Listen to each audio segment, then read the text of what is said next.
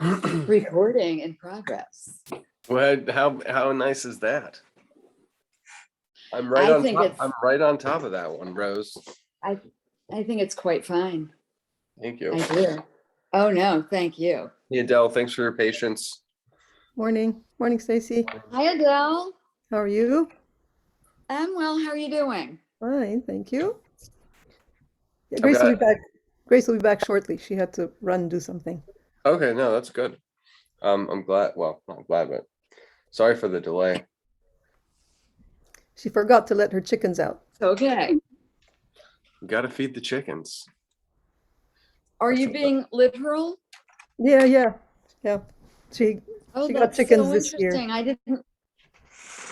I didn't know she had chickens. Yeah, she got them. That's cool. Are they laying? They're laying now. She got them in late spring, early summer, and so they've been really fun. So That's so cool. I'd like to have chickens someday.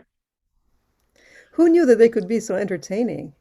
They're really, I mean, we would feed them cicadas when cicadas they were just gobbling. Grace, I'm telling them about your chickens. Hi, Grace. Good morning. But Yeah, so they- sounds, What's this that, sounds Steve? very interesting. About your chickens. They're funny. I can't wait to have chickens. They're so funny. And it's so nice to have fresh eggs. Oh my Yeah, goodness. there's a big difference. Fresh eggs. Yeah. It's really a huge difference. You know, the closest thing I can compare it to is having, fresh fish. Yeah. Yeah. And the more fresh the fish is, the less fishy it is. Yeah. So Yeah. they're And the same, I think a good analogy is also with milk. Yeah. How many do you have? 4, just 4. Just 4. That's that's a nice little group. Yeah. It's a good start. Does the So, as in other rooster countries- like crow at the break Oh, of no dawn? rooster. No rooster. Oh, no rooster. I specifically we got females because they still lay eggs. They're just unfertilized eggs. Right. But a rooster is they're just too noisy, and the neighborhood might get unhappy. Yeah. No, I can see that. So, as in other countries, do they have the run of the kitchen? No. Okay. Well, they do in many homes in Yeah, true. Spain. Yeah, Yeah. that would be ideal, honestly, if they could just run free because they'll be happier. Free range. Free range. I kind of had them running free, but I had to put a net on top of wherever I set up a run for them because the hawks are very interested in them. Oh, yes. Hawks will I get can 'em. see that. Yeah, and other animals, I would think. Yeah.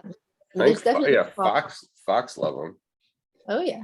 And raccoons. I believe it or mean, not. raccoons will get them. Yeah.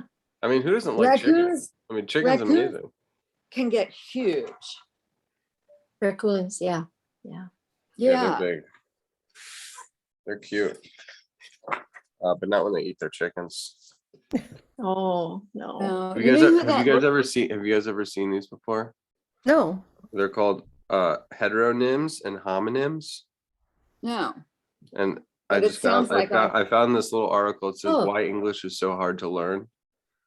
The insurance was invalid for the invalid in Yeah. the yes. hospital bed. These just cracked me up. I was like, okay, I'm not crazy. Well, Yeah. Isn't that ridiculous? It really makes you think about the language. Yeah, the bandage was wound around the wound. Wound around the wound. Yeah. Oh, here's one for you. The farm was cultivated to produce produce. Yeah. Oh, and Polish. to refuse more refuse. Yeah. Yeah. Hilarious. So my grandmother once told me a rough cough. See, these are all OUGHs. Yeah. cough, and hiccup plow me through. That's Are so those all of weird. them? It's Yeah, funny. I mean, a hiccup is actually HICCOUGH. Yeah. Originally, I did not know Oh, that. yes. I don't think I've ever spelled Mhm. hiccup. Yeah, they don't. But they do that way. spell it CUP now, I think. Yeah. No. How can I? How can I intimate this to my intimate friend? That was a good one. So I know homonyms, but what are heteronyms? Heteronyms are when they have different sounds. So they're spelled the same, they have different meaning and sound differently. Like not produce and produce. What was the one in the beginning? Invalid. Wound and wound. Yeah. Those are heteronyms. Wow. They did not object to the object, Mm. which he showed me. Right. Object. Those are hetero. And the dove dove into the Yeah. bushes. Yeah. Are you guys watching Jeopardy, by the way? Yes. How crazy is this kid? Die. Yeah. What is it? What is he up to? And how He's long has he made been on? he's and he's how made over old is- $1.15 million, something like that. Wow. He's cute.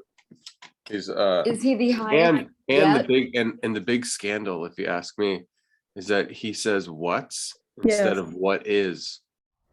So millennial.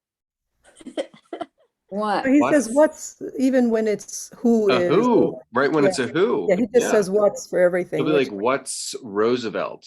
And she's like, "That makes no sense." She said that? That was the Daily Double. He goes, "What's Roosevelt?" And she's like, "More information." He's like, "Eleanor Roosevelt." He's like, but he still says what's when it's. But I mean, if you make $1 million on Jeopardy, you can do whatever you want, I guess. Is he American? Yeah. Wow. And how's the new host? She's I great. haven't seen it in a She's while. pretty good. She's pretty great, good. except she reminds me of my ex-girlfriend. Really? In like kind of in like a loving way. Yeah, like it doesn't, but I like it. I mean, if that's it's like the right dose. Yeah. It's not too much. It's not too striking, but it's and it was all the nice parts that I liked about Sarah. Well, that's Miller, nice. too. Yeah. That's All right. Oh my gosh, we're recording. oops. Jeez. Is there a Jeez. way See, to that's why edit? I should hold off on the records Yes. until we get going before I Wait start until bringing Stacey my tells- exes into my lessons. Yeah, that's not good. Oh man, that's funny. You should wait till Stacy tells you to start. Yeah, it's Stacey. I can't. I shouldn't be doing things on my own. I really shouldn't. Stacy's known that for years. Yeah, and sometimes it's really wise when others speak for me. I appreciate that, Grace. Thank you. Okay. So I was thinking of doing two relatively simple warm-ups. And the one warm-up, there's no chance of getting caught up in it. But the second warm-up, there's a slight chance that we might get caught up in something very special. So let's just do the first warm-up. And we'll really make it a warm-up, like 10, 15 minutes. And then the first warm-up is Yeah. very 3D. It's a very simple 3D sculpture. It's like an ancient Grecian toy. It's like a horse and rider that I haven't drawn, but I did sculpt it in the kids class. And then the other one, there's this great sculpture called the Boxer that they unearthed, like 100 years ago or something. And it's this like seasoned boxer who's like, he's sitting there after a fight and he's all beat up and he's got these like gashes, and he's got like a cauliflower ear, and his brow is all swollen from like a career in boxing. He reminds me of I don't know if you know, I think the guy, the boxer named McGregor is he's like a UFC fighter. Similar kind of look, like just gotten his face beaten in. Anyway, there are it's like, how do you create, like there's just like the sculpture of it is to create like blood and like the gash, and it's just an unbelievably beautiful sculpture. And I followed this guy who travels the world, and he's actually like bringing back well lit photographs of masterwork sculptures, like great sculptures from around the world. And that's been with this like surge of photography, putting a camera, and a really good camera, in everybody's hand. So people have really taken to it, and it's kind of widened the net of people that have an interest in photography. And there's all these intersections between photography and fine arts, social media, all that stuff. Anyway, I just followed this guy, and he really it came from another fellow who does a similar thing, but this guy focuses on sculpture specifically. And it's a German guy. Anyway, they're all Europeans because they have access to these great museums. Not that we don't here, but anyway, I'll show you the photo. And I just wanted to, in the sculpture of the horse, it's all like 3 dimensions, whereas the details that we're going to do, the cuts are like gashes. They're like concavities. So it's like a designed cavity rather than a 3-dimensional form. Does that sound okay? It sounds great to me. Should Yeah. I be looking at a little girl's back fishing? Yeah, no, I know. though, And at I this think moment? then we'll Okay. have a little intermission. I found a YouTube video that's HD, and it's got a series of Larson photos. I thought we could watch that because that would seem to be a crowd pleaser. And then I don't know, I already sent out the photos to this girl.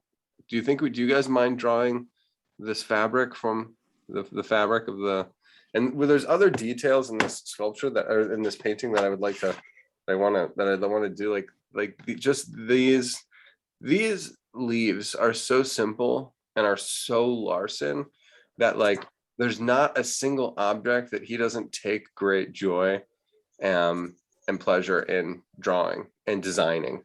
And I think that's one of the big things. Even this detail of the block on the railing. Anyway, there's a lot of little things in here, and I don't think we should draw necessarily the entire thing, but her braid and the fabric and the dress and the hat and all of the movement that's happening in something that's totally static. Like there's movement, but it doesn't feel like wind. Does that make sense? If you can, it's so easy to like overdo, gesture in fabric. And I had a woman who came in yesterday, and she's actually engaged, and she picked out her wedding dress, and she wanted to do her wedding dress.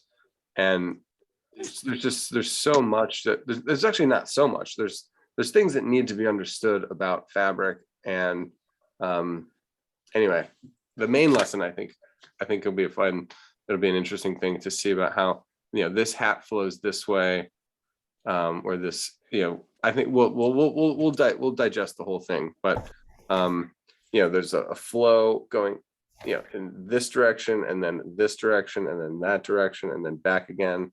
Anyway, I think there's going to be there's a lot of design work in here that's, you can learn the principles of folds and fabric, and objects being, objects that are on the same plane being in front of one another, one in front of the other, in front of the other, in front of the other. And it's just so essential to be able to do that on a large scale, a long distance scale, the grass in front of the trees, in front of the field, in front of the forest, in front of the distant mountains, in front of the sky. Those take place over, an enormous distance. And then the same principle can be used in, 3 inches, from the scapula to the armpit. And there's even more layers than that. Anyway, I think we should just start drawing. Let me get to the right. Move some of this stuff into the right folder. Okay, great. And I had to cover up my phone. That was the other crazy thing. That I looked into that blue light thing, and it's not good. So, I covered that little. They're taking I guess it's like facial scans for, how you unlock your phone with your face. Yeah. It's an UV light. Gosh. Oh, Okay, so this is let me go. Maybe the idea is to go sideways.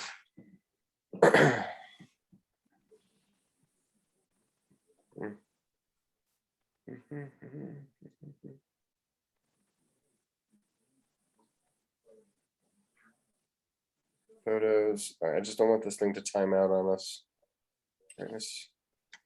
Never. And I will email these to you.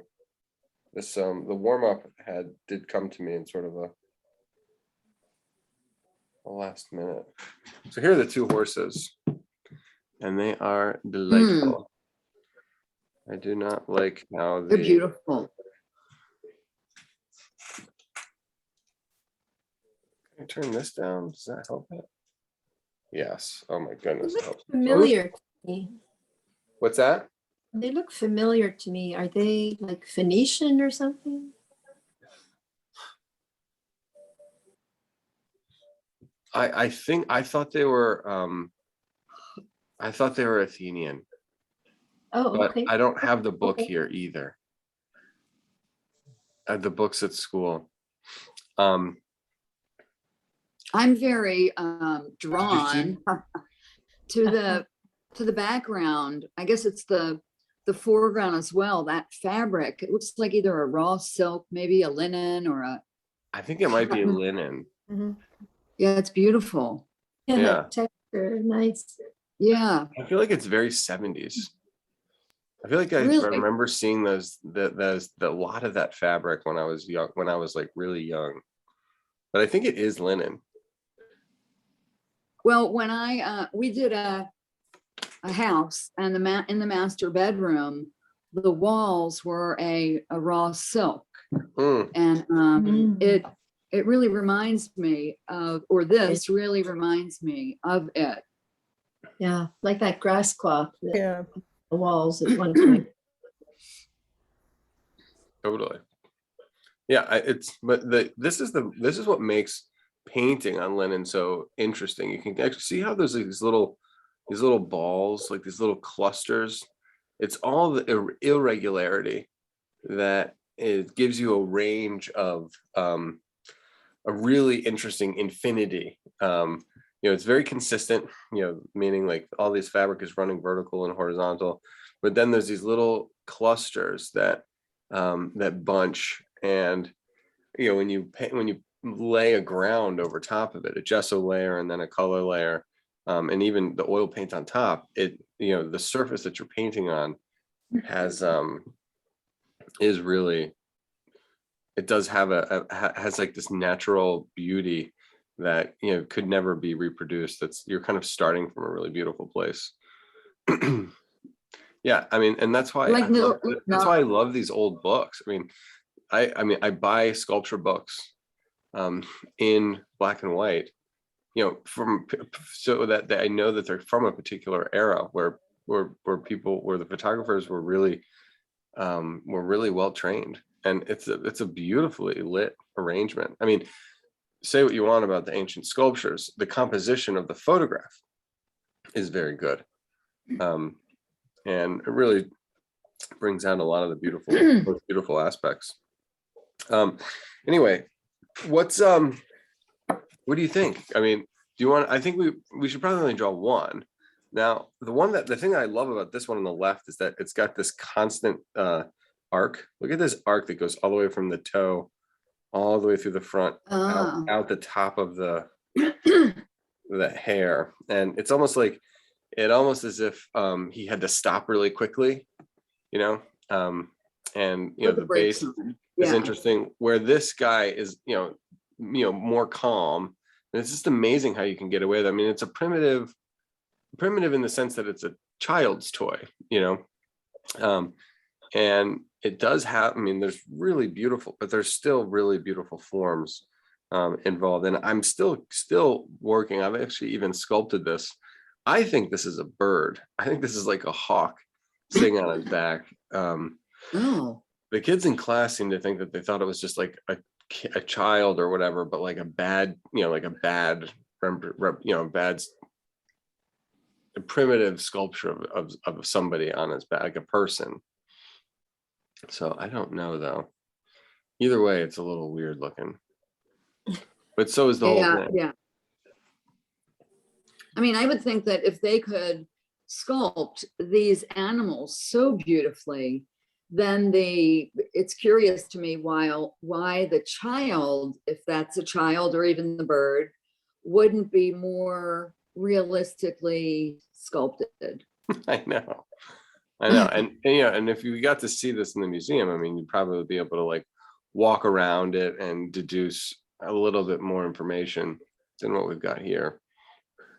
But maybe even a little bit through drawing, we might be able to figure something else out too. I mean, there might be legs on the other side, hanging over, like it could be sitting side saddle. Oh, I see. I see. Did you guys start sketching either one of them? I haven't. Started the girl a tiny bit. The right side? No, I had started the girl a little bit, but it's braid. nothing. I'm just Oh, doodling the girl. Yeah. We'll do Good. whatever you want. All right, I don't know. I can't figure it out. I think I might sketch this guy. Yeah, let's do. I think the other one is kind of lit a little bit, like you get to see the patterns and stuff, but I still really like this one. I haven't drawn this one yet. I'm gonna put this like that. Put this like this. Excuse me. Ooh. That's okay, Stace. You need a nap. I really need a nap. Pardon? I just giggled.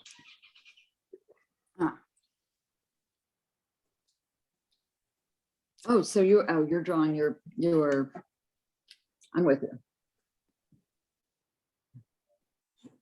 I'm just trying to figure out my viewfinder. That looks nice and straight. Okay. Oh my God, I don't know what to do. I'm going to take a different approach than I normally would.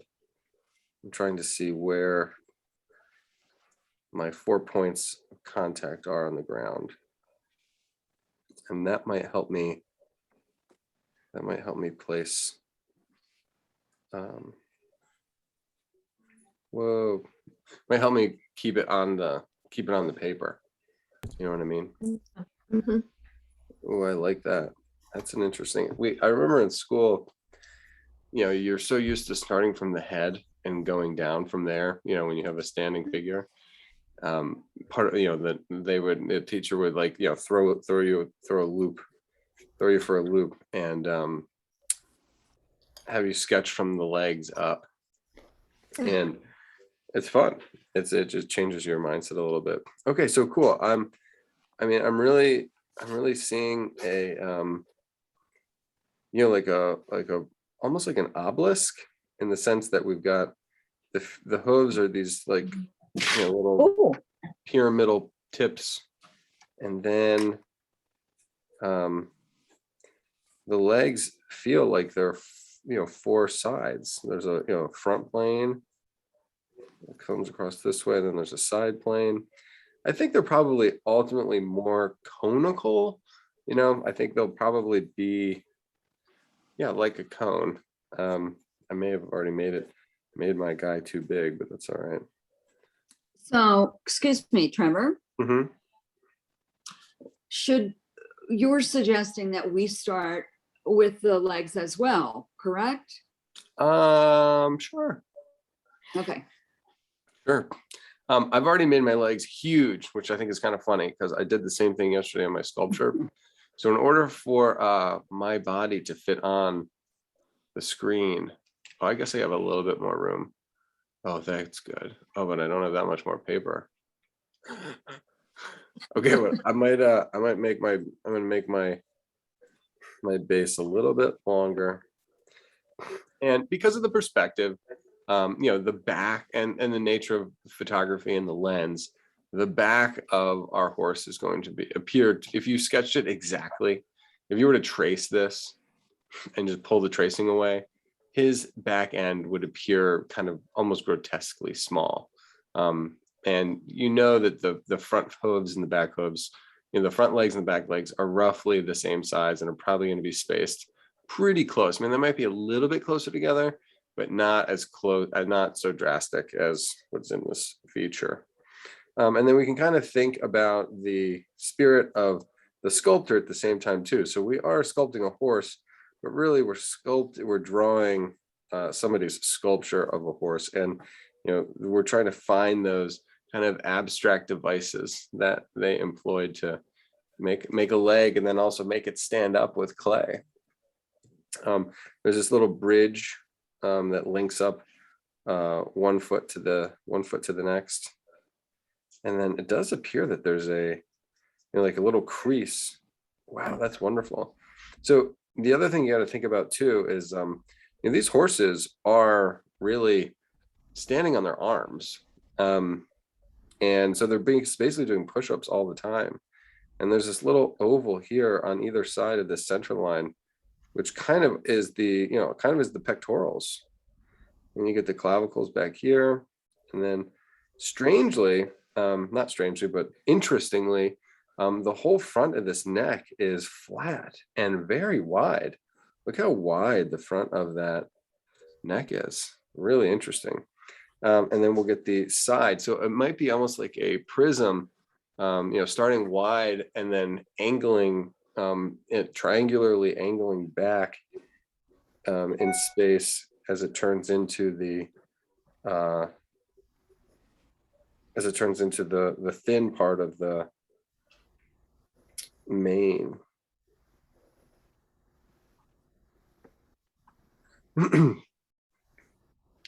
The heads are like impressively small.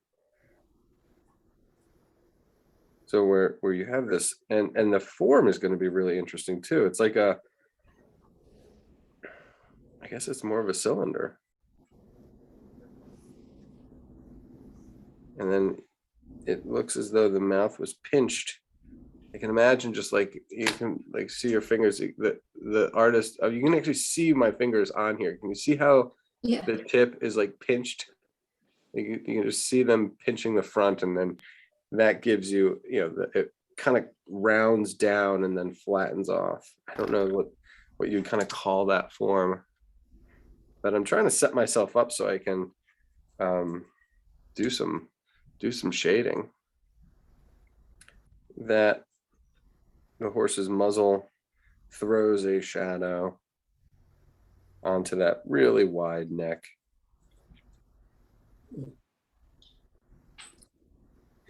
And like a regular horse, the mane comes down, and then there's I guess it's the haunches. I'm not sure. It's basically the scapula, and that scapula wraps around towards the pectorals. But there's this little transition from the neck into the body. And I'm like I said, I'm gonna have to make my body way shorter. And we'll maybe look at the other one to see if we can figure out what they used. At the moment, I'm just going to use a cylinder. So I've got X, Y. So the X is going along with the body, Y is curving.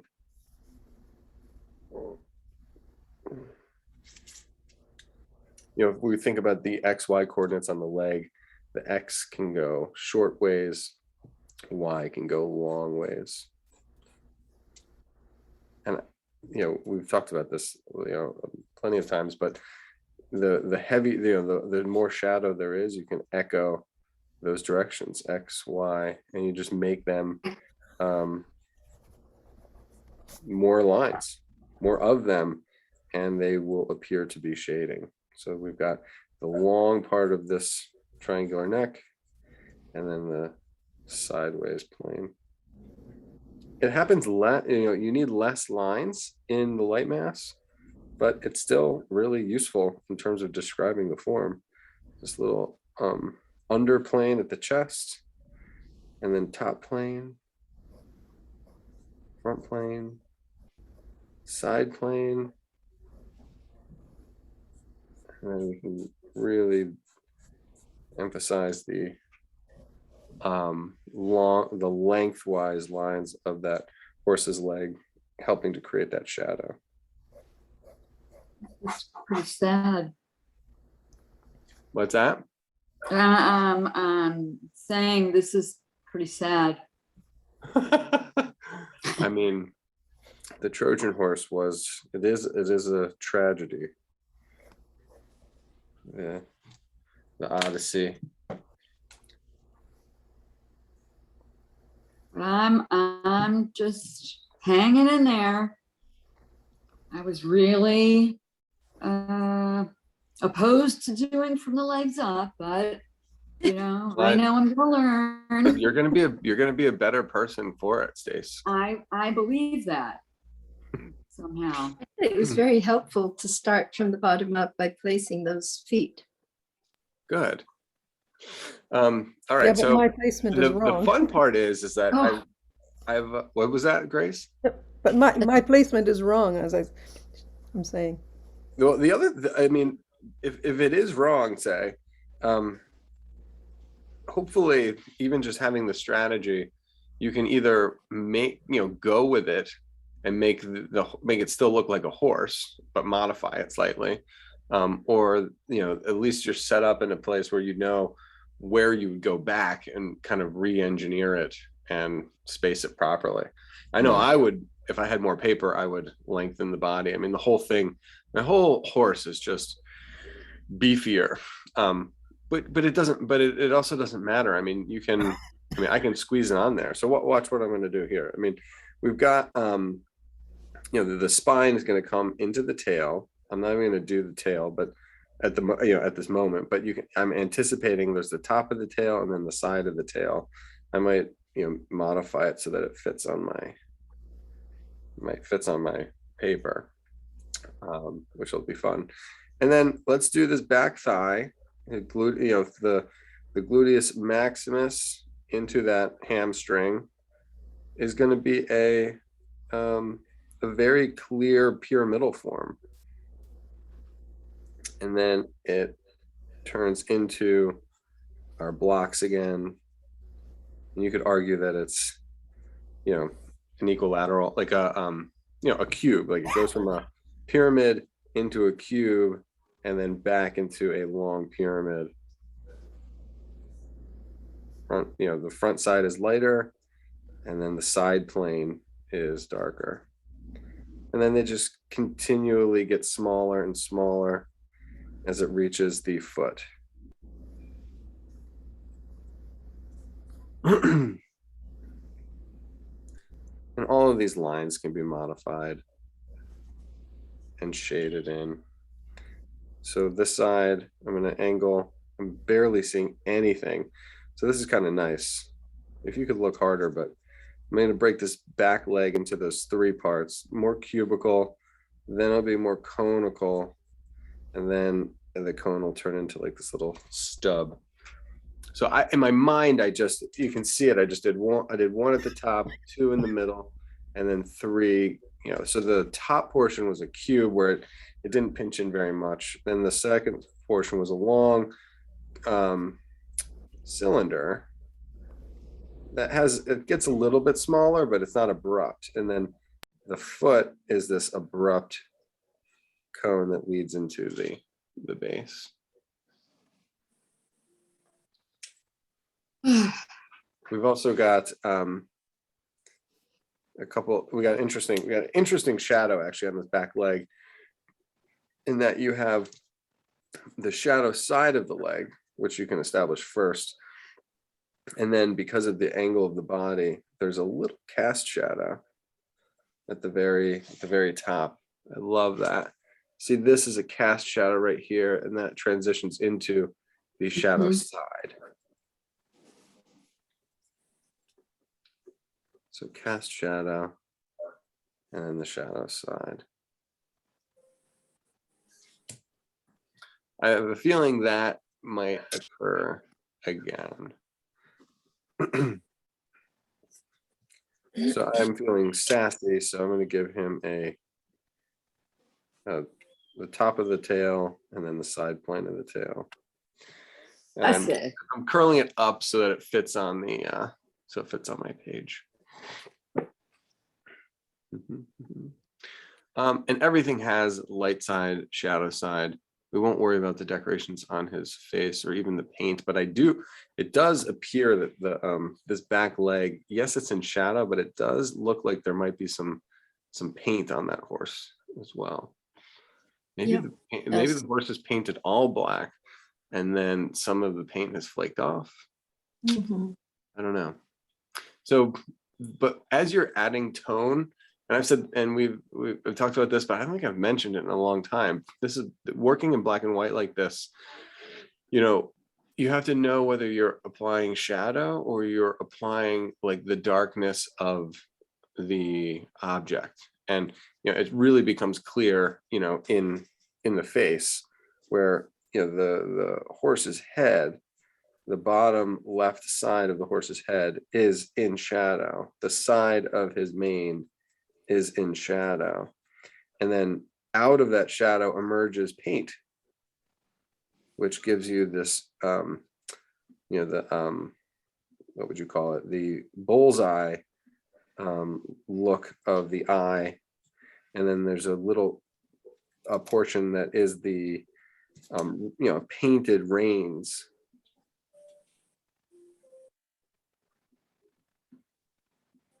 And then you get the profile of the face or whatever.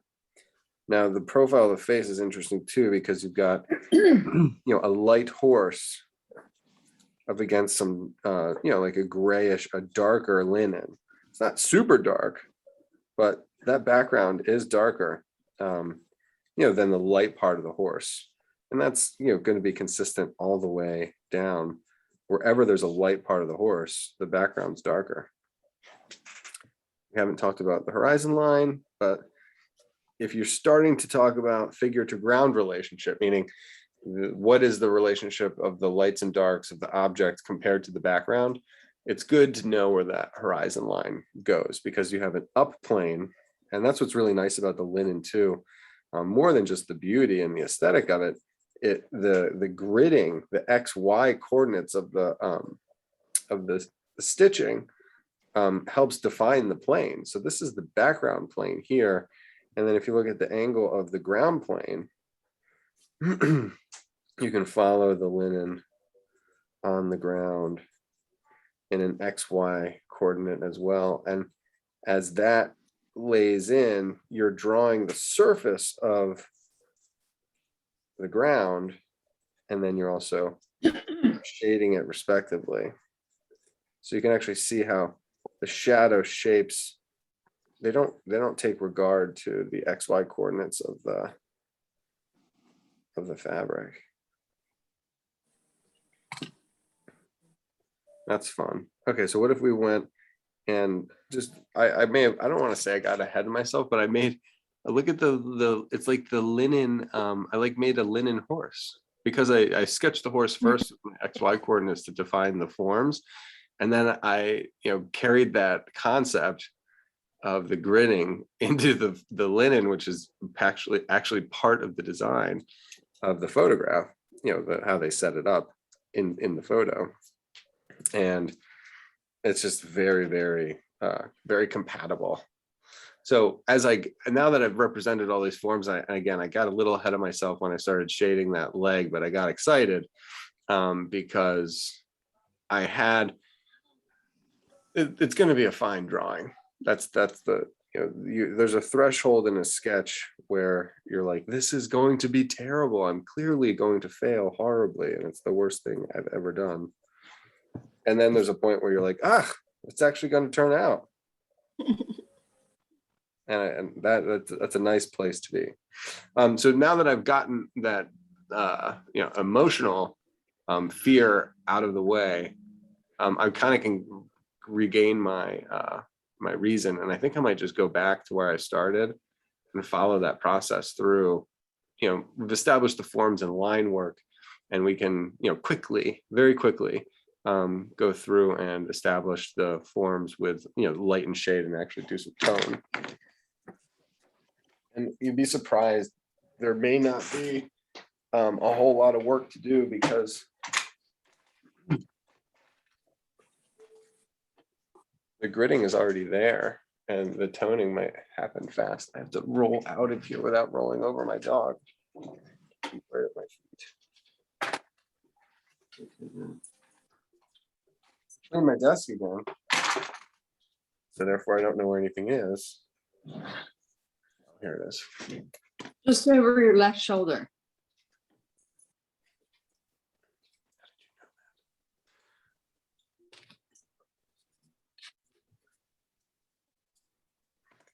So I'm actually might even just see what happens when I just do a first layer of blending over some of these tones, and I can tell already that I'll need to layer up with my graphite. Whereas if it was charcoal, it would already be so dark, and I may not need all of that. I'm going to go easy on the toning of the linen because I like having those grid lines. I want it to be a unified tone, but I also want to keep some of that texture. Whereas in the horse itself, the grid marks are there, or my own concept marks. They're not probably as useful leaving in the final drawing.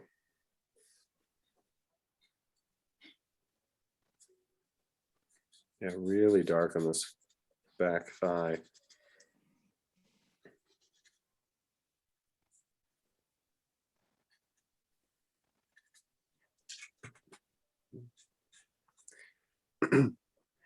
The shadows thrown on the ground, I haven't explored either as far as their shapes go. That would have been wise.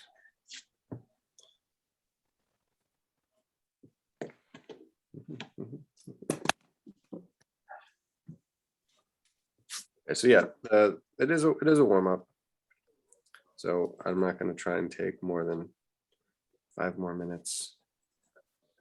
Oh, 10:28. killing me. So I'm sorry, Stace, I know.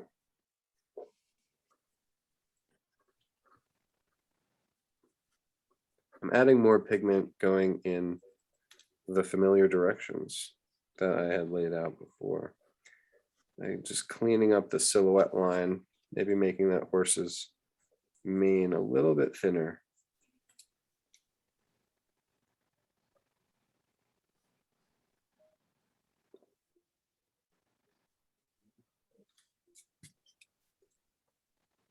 And I can get a really harsh contrast. I love that contrast between the side of the mane and the front of the mane.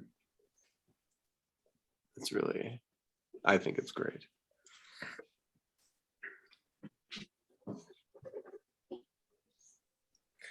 And, we'll have a light halo, like they like to say, the right side to separate the figure, the horse's light side from the background. We can further emphasize the darkness of the background. And we can do the same thing with the light side, the shadow side of the horse's head can be up against a even lighter background. And it's not a lighter background, I'm just putting fewer dark marks. And so this little extreme dark note up against the leg emphasizes the separation, pushes them further apart. And that's an artistic, it's a visual phenomenon. You can actually see it exist in the photo. And it's also an artistic device. So whether it was there or not, whether it was visible or not, it would be helpful to use. It's just nice that it's visible, and that's why you can tell that this photographer is no joke.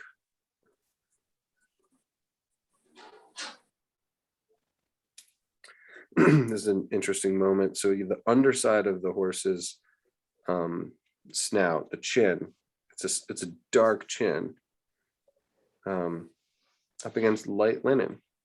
So I can add a light halo underneath that.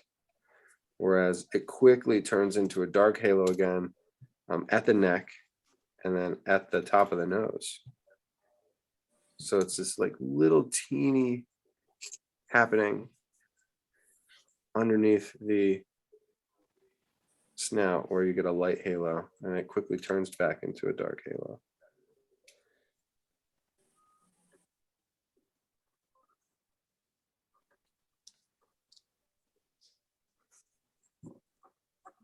And the job of the artist is to make that, is to see that, record it, and not have it be too much. That's where the subtlety comes in. I could very easily see someone using a ruler for parts of the linen, really establishing a hard vertical. That's not where we are. And that's the other thing. We're not science illustrators. We're not archaeologists that are recording this for.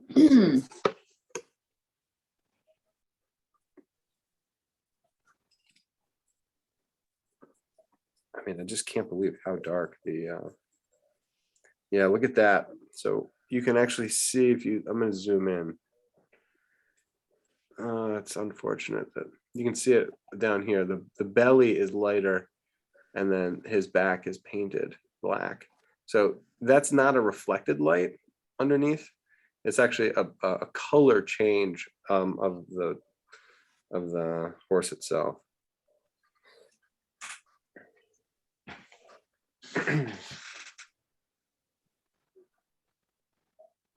Yeah. I'm observing how reflective the screen is. Would have been better if this was printed out, but all right. We'll do a Lamar Jackson 2-minute drill. Let's see what we can get done in 2 minutes. I guess this would be where timeouts would be really helpful.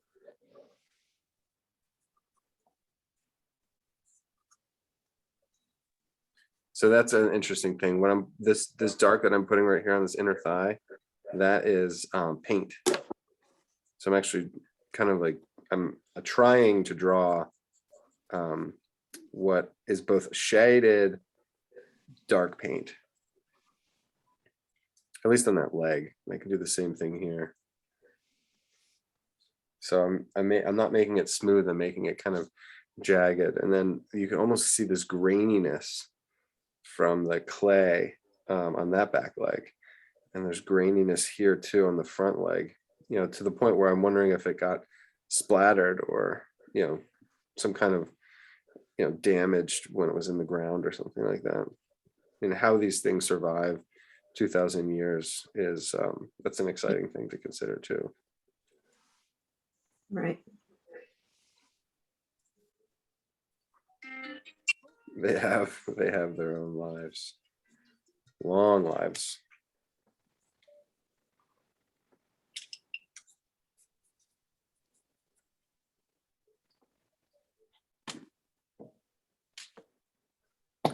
So I'm going to lighten up a little bit my light planes and then blend them back out again,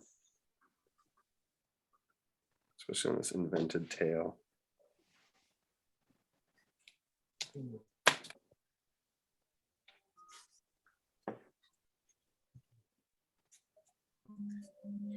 Tone that back leg, push it back a little further. I'll blend out these front lines, front legs, and then make those pop forward. Uh-oh. Uh-oh. What are you uh-ohing? My dog's getting into trouble. I gotta go. I'll Oh. be right back. Nope, okay. Where's he going?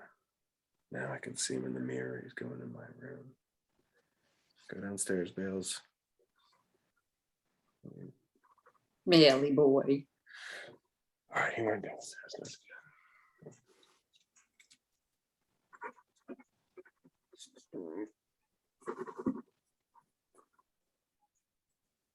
I have veered from what I thought was like. You what?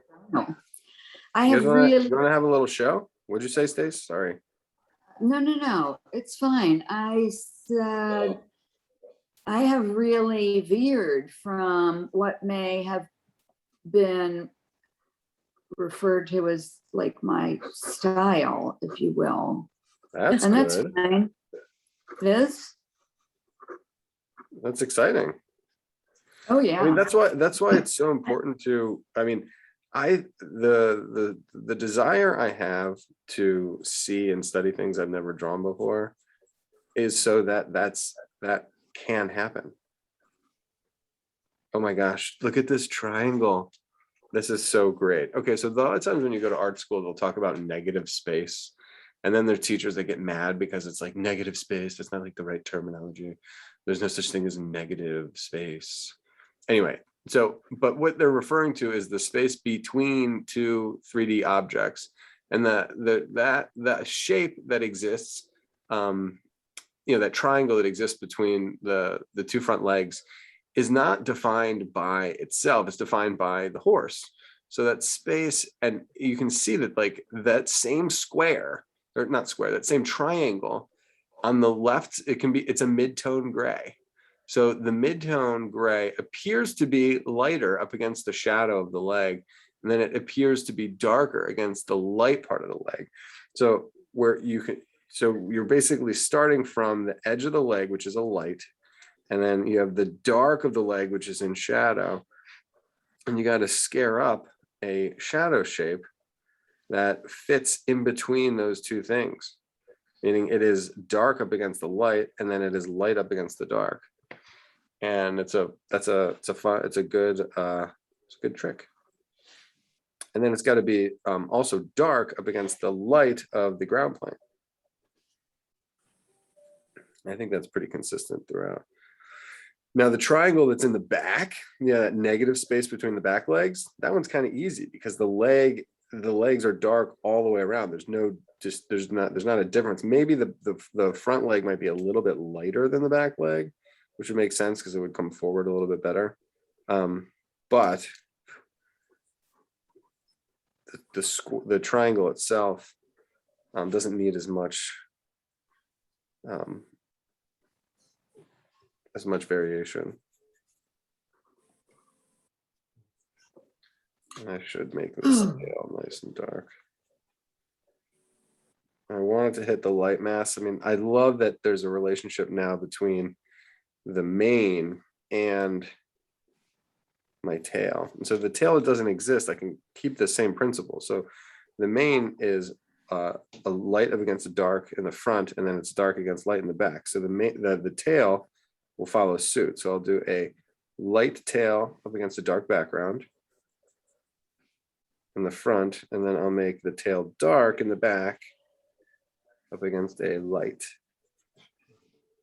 That really works nicely. I'm seeing a concavity, on the horse's back.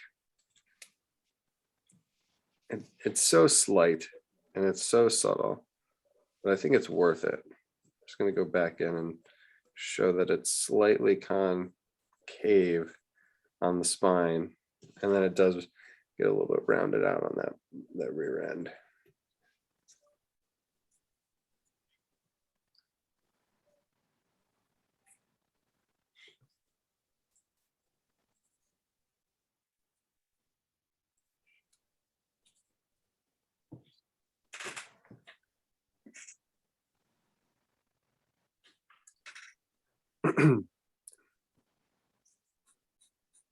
Shadow shape. Long triangles thrown from these legs. Almost envision that spotlight off screen.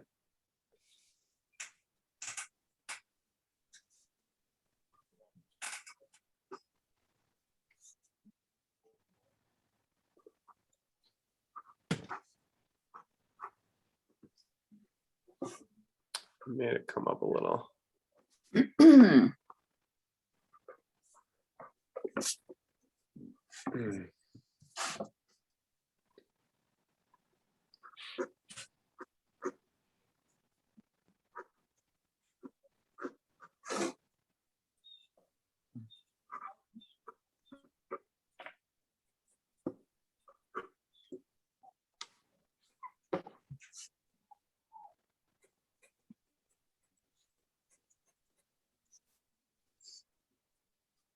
It's so hard to fight the temptation. You want the linen on the ground to not be horizontal, but it is.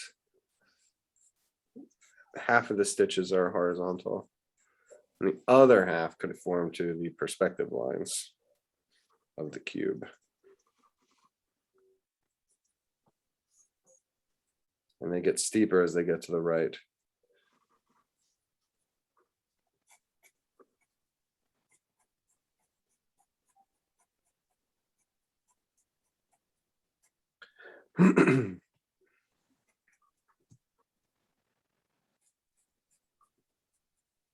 It does create a really nice atmosphere. I love having this that linen background, for the sake of the drawing at least.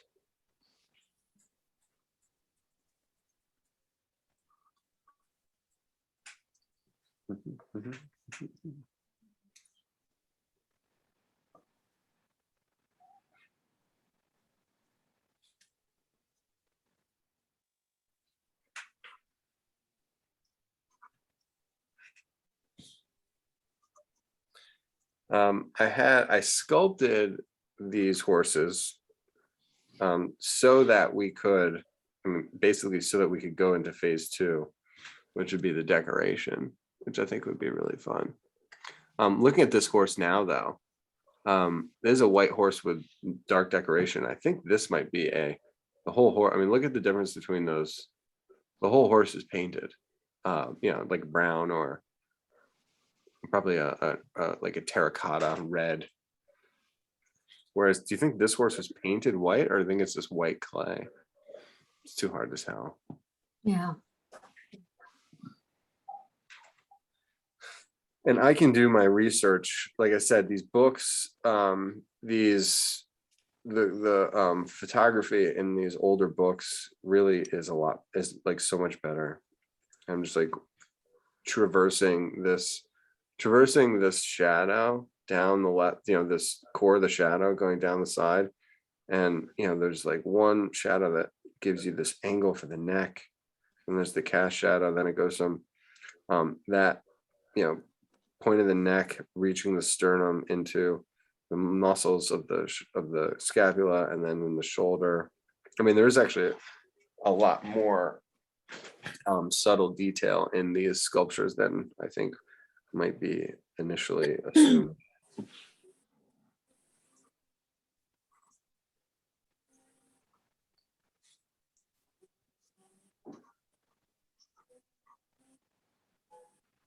Then there's this shadow over here, which is from off screen. I could have left that out because it doesn't make sense in my drawing. I should leave that out. Darn it.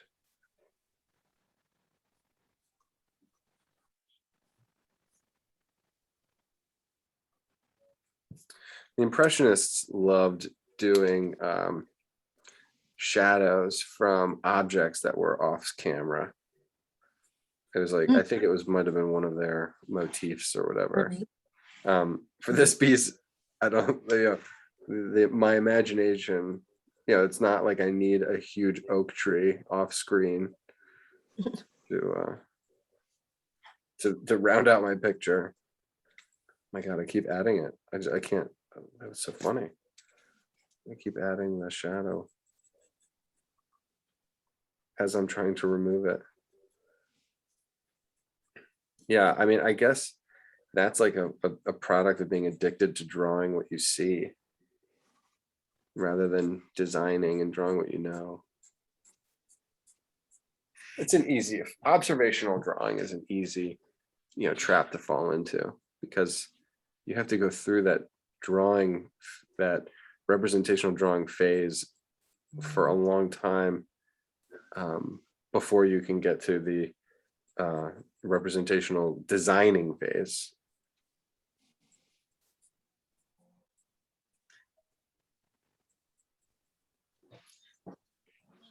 All right. Already, it's very It was 15 difficult. minutes instead of 5 minutes. I'm sorry. But it seems like everyone was pretty well occupied.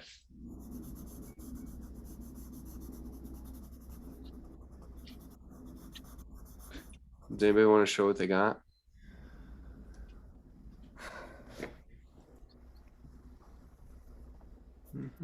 Oops, oops, oops.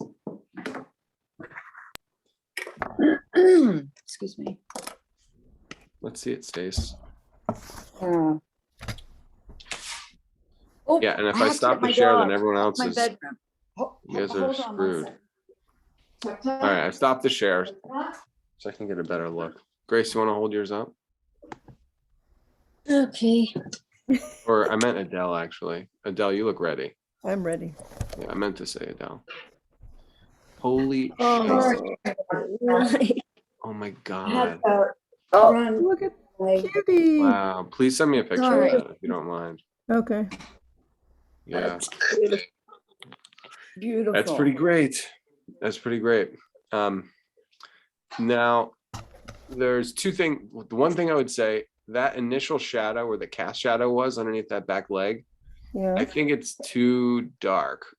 Now you could go what I call punching your darks, and you could go lay in a similar thing underneath the bottom of the tail, or maybe the contact point, or the immediate contact point, or I would just lighten it up a little bit. Which You one? could You're do talking all about this other one? work right here. Right? Is that what you're talking about? Crotch. Yeah. Right at his crotch, right? The triangle between the two back legs. Here. Oh, Yeah, Yeah. it's just that dark note. Ah. The cast shadow is important, sorry. but it's like I see it here in the face, both at the mane and the chin, and that works because you want to look there. Mhm. And then everything else, the contrast is narrower. Mhm. It's not you that it's talking not about there. Up Yes. here? Yes, Okay, not that on the little floor. shadow shape. Okay. And I think because we did it early, because that was the first shadow that I put in, Mhm. it's easy to be overzealous about the first one. So I would just take a kneaded eraser and just pull it out ever so slightly. Yeah. And then That's that interesting. whole back leg and pelvis and tail, that will all stay back in the background where it's kind of supposed to be. And you can have your areas of higher contrast in the front column, head and legs. Interesting, because I've been punching the darks, and maybe I punched that too much. I mean, yeah, I mean, just Yeah. like if you squint at it, it's just because it's a big shape. Yeah, it's just because it's a lot. The dark might be the right value. It's just if you compare the size of that shape compared to where that same level of darkness was employed, it's just a little bit too big. So you could lighten it. Okay, Stacy, we're ready. Ah, Please, but Adele, if you please send a picture of that, because that's like just dynamite. and I sent one. I took one as well. Oh, thanks. Yeah. Ooh, Yes. wow. Thank Stacy, you. Very cool. I like the And then- carrot too. See, I think you sketch looser than you give yourself credit for. I think you Really? Well, maybe it was because I was doing it so differently. Working from the legs up felt very, I was scared. you were in that, yeah, you're in an unfamiliar place. Yeah. Yes. Yeah, very much so. Yeah, it's good. It's the same thing happens if you try to draw with your left hand. Drawing with your left hand is so important to try every once in a while, because then you realize what kind of you've been using as crutches, like as a crutch, because you're so good at, the facility is so good that you can skip over certain ideas where you can't skip over certain ideas because it's your left hand. You have to you almost have to force your way, it almost forces you to slow down and consider everything. Yeah, see it differently. Yeah. Yeah. All right, Grace. Grace. Yeah. Your internet is on Oh. pull it, yes, leave it in the light. There's half Yeah, light. yeah. And your connection is a little bit breaky on my end. So Oh, I love that. the light source on this photo, it's like the same, it's almost like the same thing. It looks like it's a 3D object. It's a 3D. Yeah. Yeah, way to go. I'm Oh, happy. Trevor, Tucker just took my art. He stole your drawing?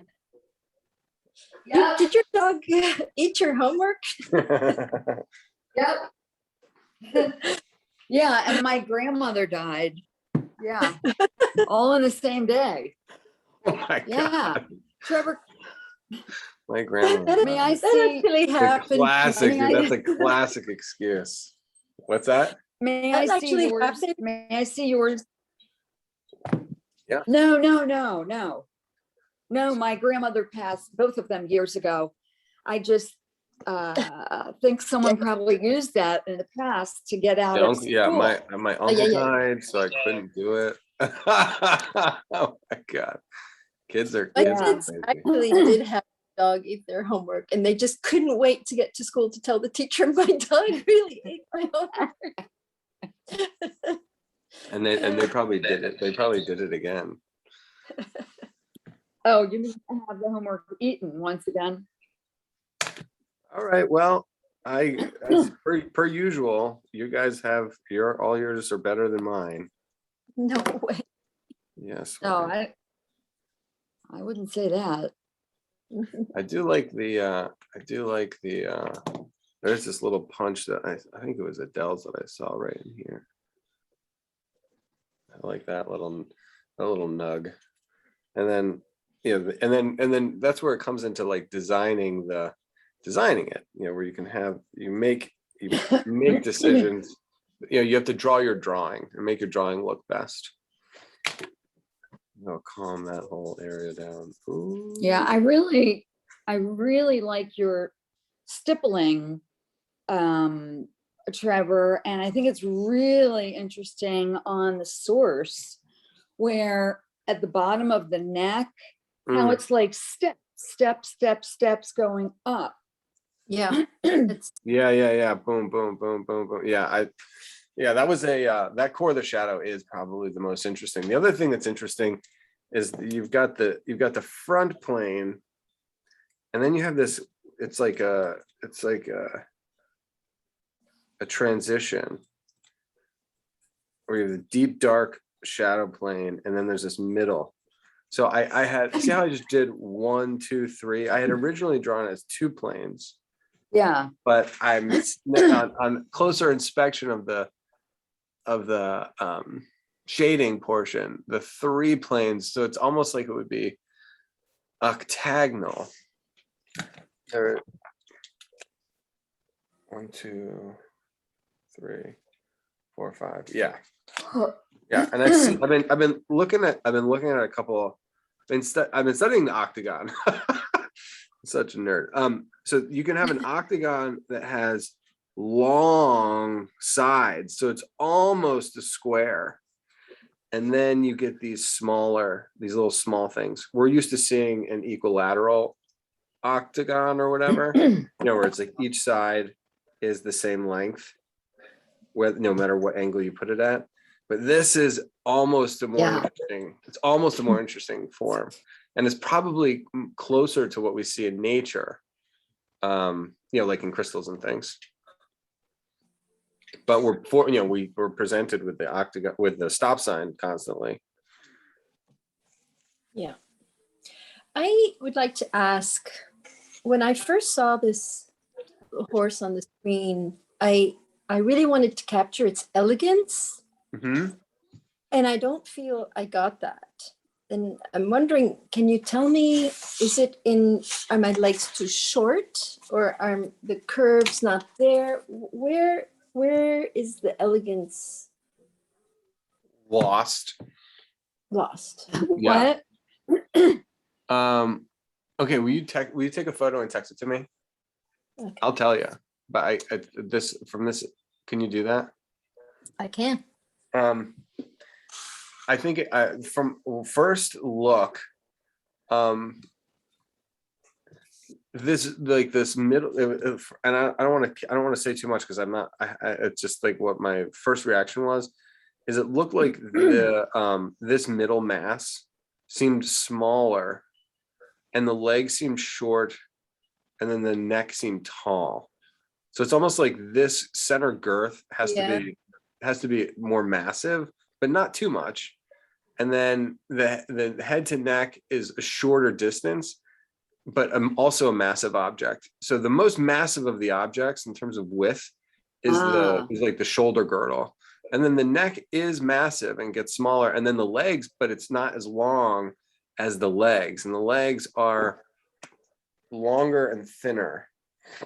Yeah. And mine doesn't have the elegance either, but it does have that relationship. My legs are thicker, the shoulder girdle is thicker, the neck is thicker. So it's all the size of the legs to shoulder girdle to neck. These three masses are proportional in terms of their length. And then they're also equally wide. So my horse feels like the same horse, but just stronger. So the elegance wasn't taken away from it. If you shorten the legs and lengthen the neck and shrink the girdle, then but that's what I think.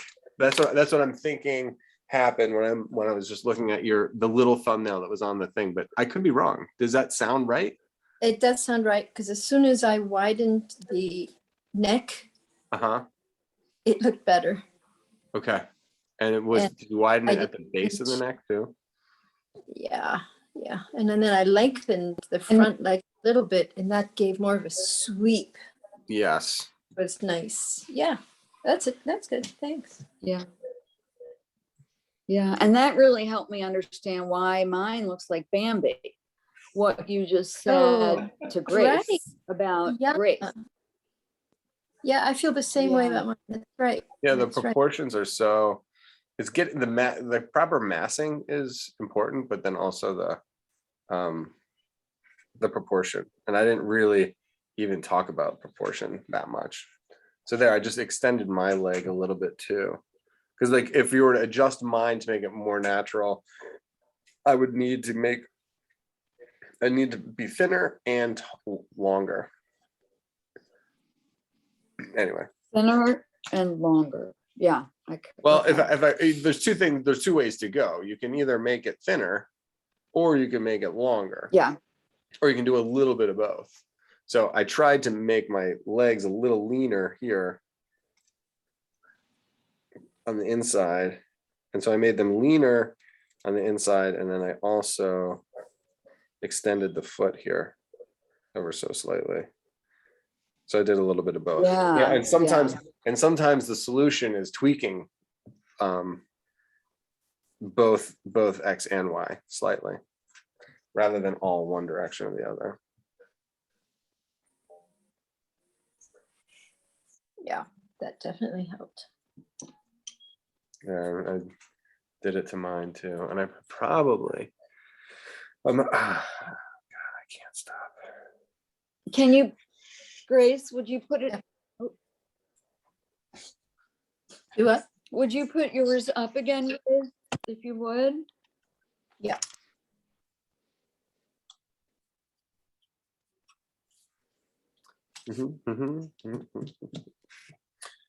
Okay, so and then we'll look at that, and then I will show you all. Oh. Okay, and We're not gonna freeze. Better, yeah. Yeah, I think Grace, so. you're freezing a little bit, so I couldn't get a clear pic. If you'll send that to Trevor. Yeah. Oh my God, Grace. Yeah, and I didn't give you a critique on the. I forgot to do the critique on the Van Gogh. Shoot. Oh, yeah, that's okay.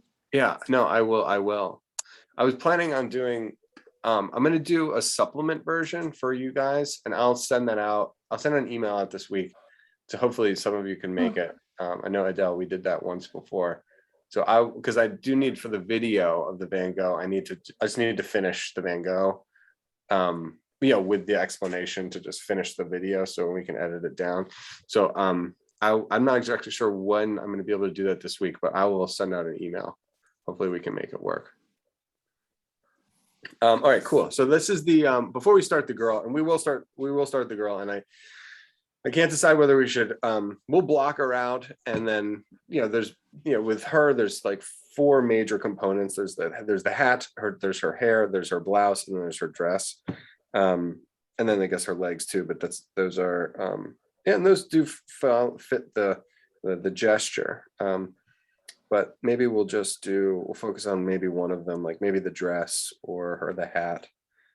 We'll see. Anyway, this is what I wanted to show you all about Wow. this. Have you guys seen the sculpture before? I don't No. think I have. Where is that? Let me do a screen share. Stop screen share. And then Trevor, do you know where that is on exhibit? Hold on a second. I'll show you the desktop. Okay, great. Those eyes are really intense. Hello, Tucky Tuck.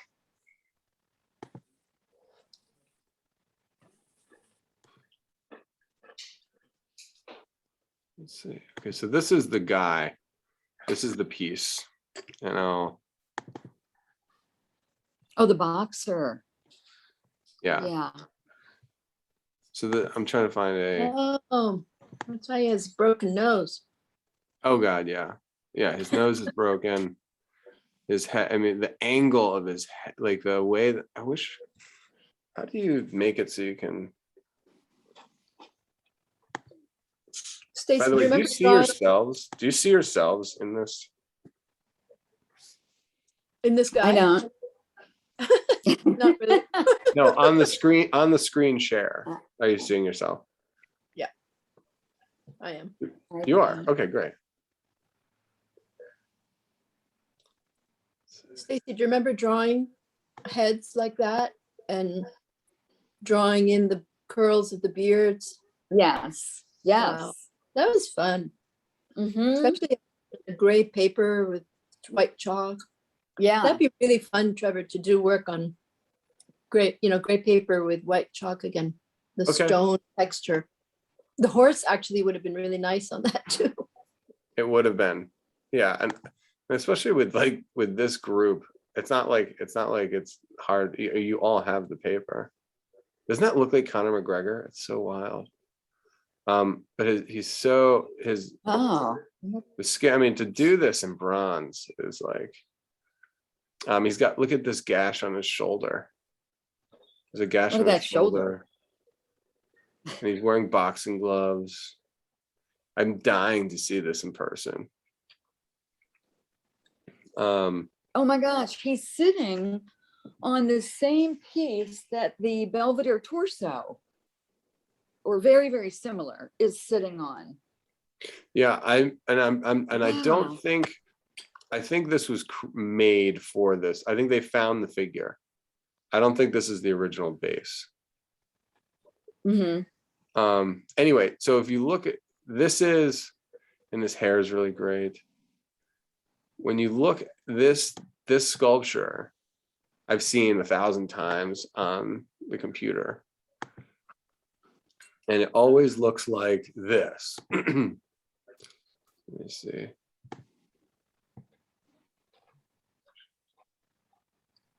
I'm really not good at computers.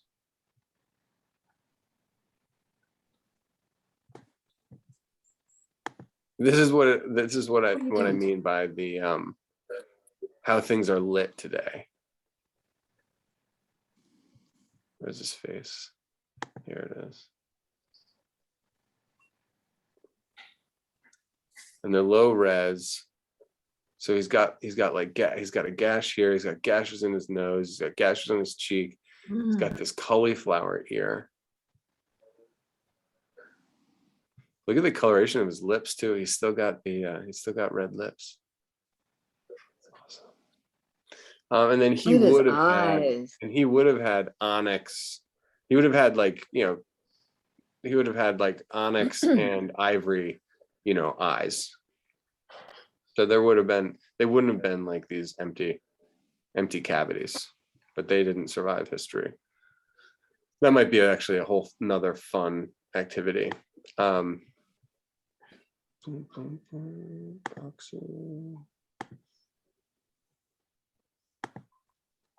When they sculpt these things, Look at this one. What's that? Yeah, When it's they so go- amazing. These are these, I'm always amazed that, I mean, if they mess up, they have to start over. When Well, yeah. your arm is, you get a chunk out of one arm, it's going to look odd. You can't patch it, right? Well, bronze, they sculpt it in clay first, and then they make a mold, and then they make a, let's see this one. Look at his back on this one. Oh, it So says it's at the Met. Yeah, he has some musculature going on there. You And mean the they angle, pour- there's the cauliflower ear. And look at there's a slice and then the blood. Wow. He's still got blood on his ear. And he And is his all hair. blooded up. So this was in color, you think? Yeah. At least partially in color. Mm. Well, let's go back to here.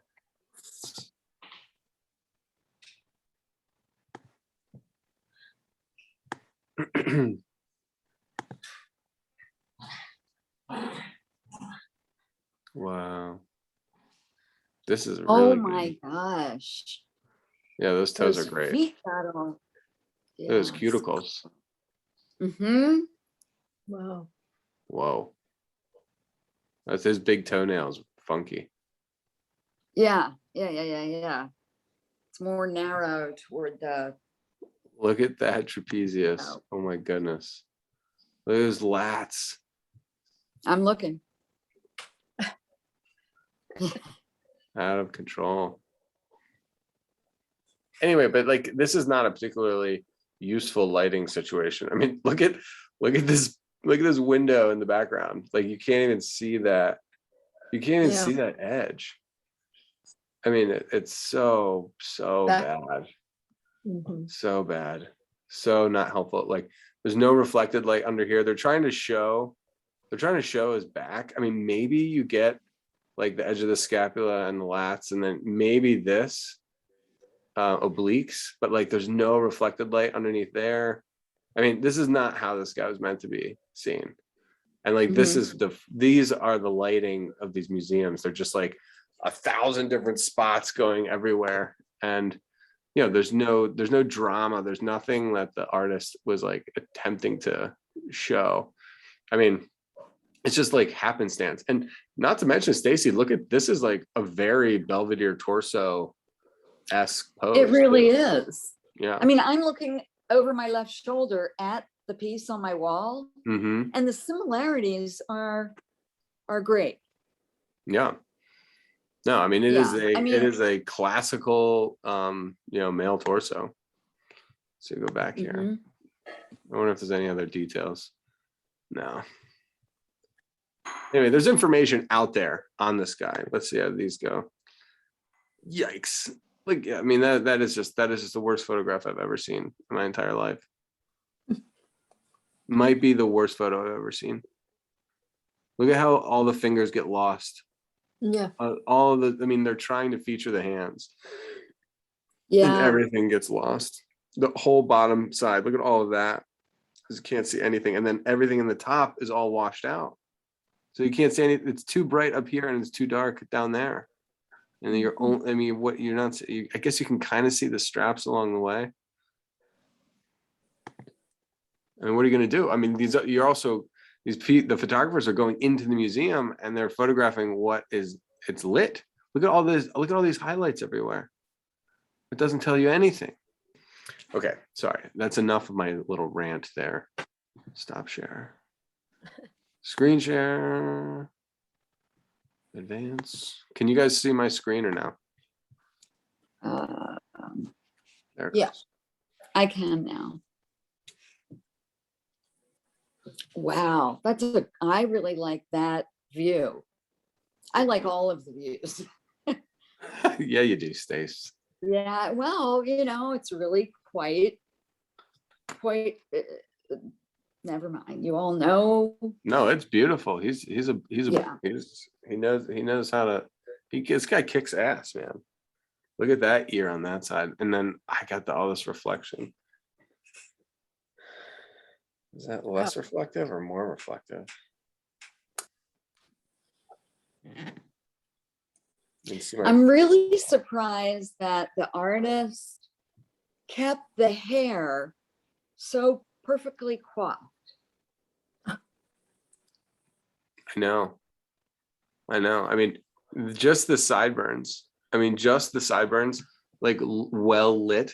I mean, I know it's a little pixelated, but maybe I move that over. They're really well, it's like the sculpture is really well lit. I mean, there's a light mass, there's a shadow mass, light mass, shadow mass, highlight, cast shadow.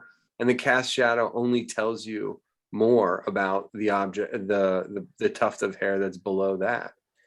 And then, so I guess that's the difference. And this is what I was like really interested in. Look at this.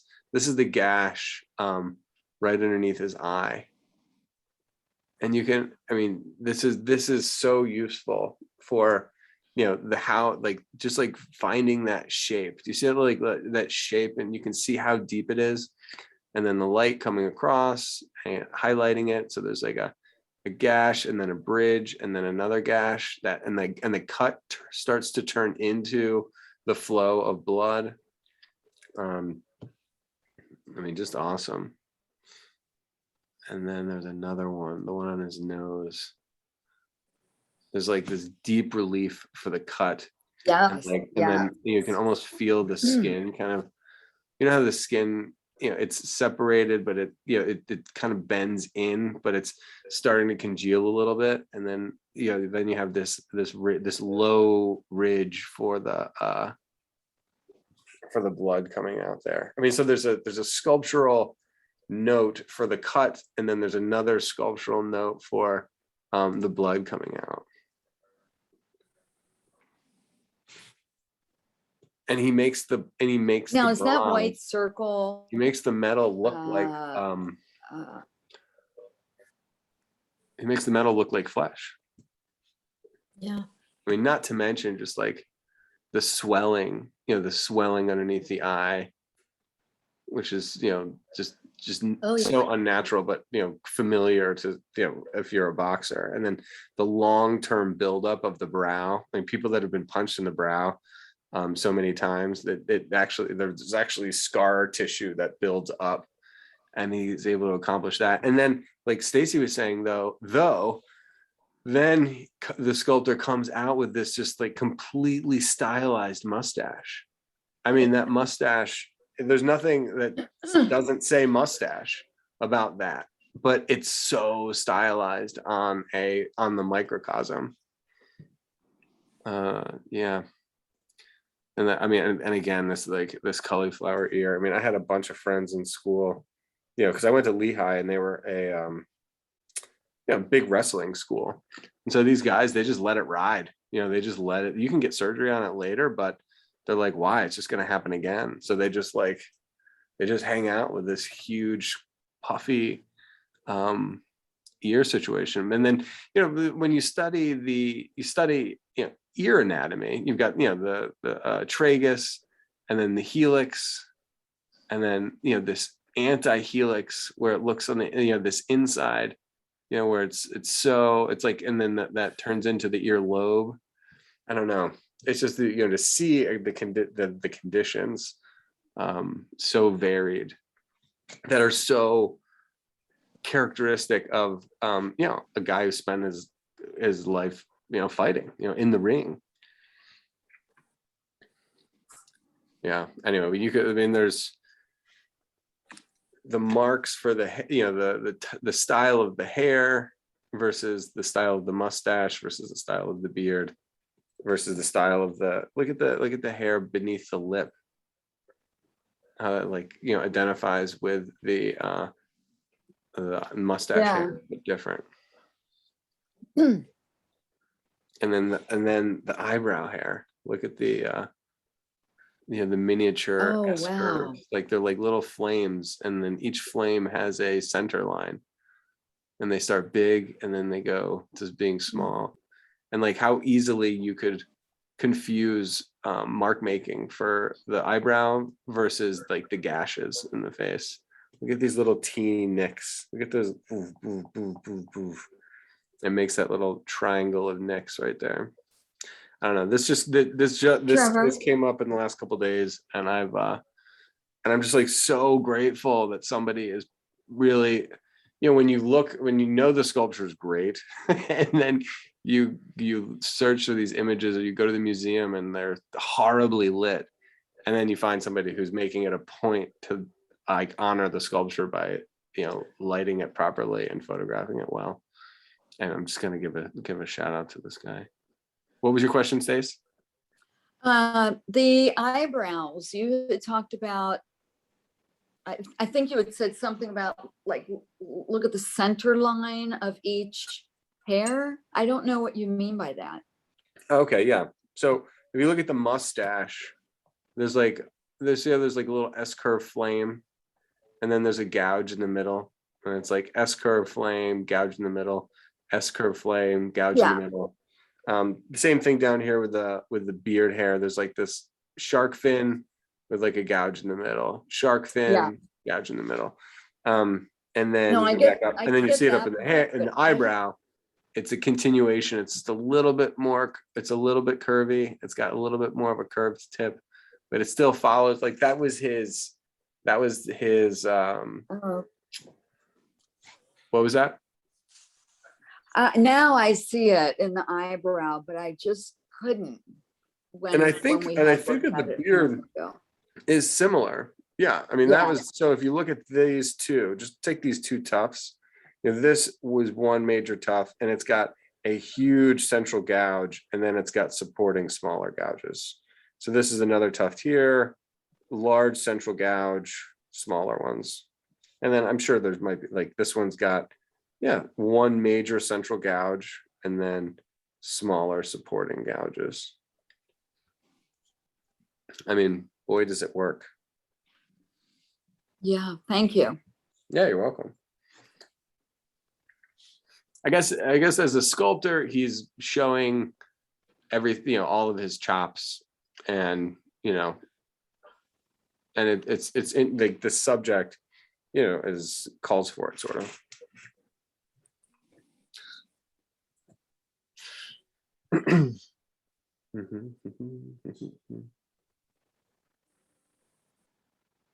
Well, should we just draw part of this guy? Or you want to move on to the girl? I think we should move on to the girl because the reflection in here is basically driving me insane. And if all of you, if I was able to send this over to you all and you had like a printout or your own version where it wasn't shiny, I'd say we could do it, but maybe it'll happen in the future. Can everybody go until noon? I think so. Yes. Okay, cool. I'm gonna run to take Tuck Tuck out, so I'll see you all shortly. Okay. We can watch it like a little snippet of this video. Hold on. Okay, great. So I suppose that sculptor was sketched the boxer, and then from memory he chiseled it out. So no, it wasn't chiseled. That was it was Poured. sculpted in clay. Mm. Yeah, so he sculpted it first in clay, and I'm certain he had a model. Oh. And not that the model was injured the whole time, but I mean, I think all the those delicate, all the designs of the boxing, the fact that like that fight, the actual cuts, I think, he added as he went. Right. But yeah, it wasn't carved, it was sculpted by additive process. I mean, with clay you can add and subtract, but it's not like it's out of a block of marble, where you're carving Okay, off, and if yes, the yeah, marble yeah. breaks, then the whole thing's screwed. Yeah, Sculpted in right. clay, and then the mold was created, and then the bronze was poured. But which is also a super intense process, but Amen. it came from making weapons and all kinds of stuff. So Mm. okay, hold on. Stop share.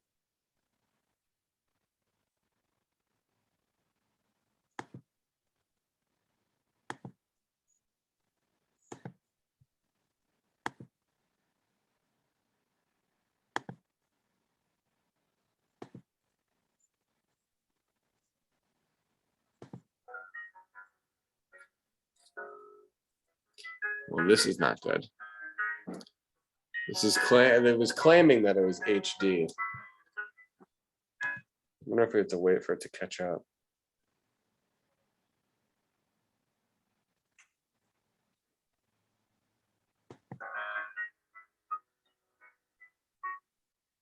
No, this is pointless.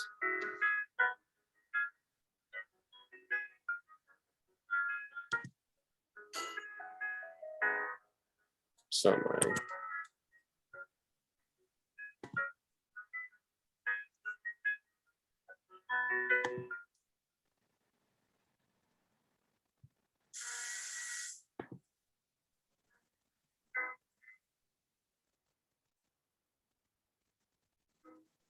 This is the one I watched earlier. And this wasn't high resolution enough for me either. And I was hoping for a documentary, and I haven't been able to find one yet. So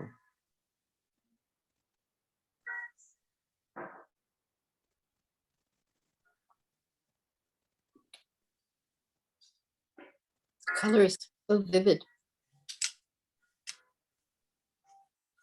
Wow, look at that piano thing, music holder.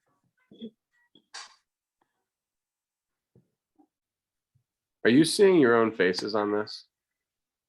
No.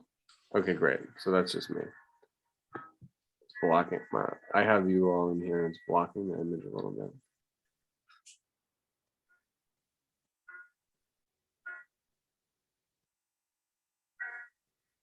Love those trees.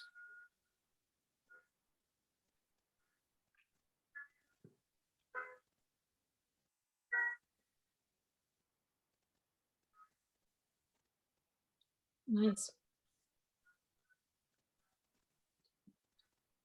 They have these naturally lit rooms. The spaces the spaces in his home are so spectacular. And you can tell he designed everything. I mean,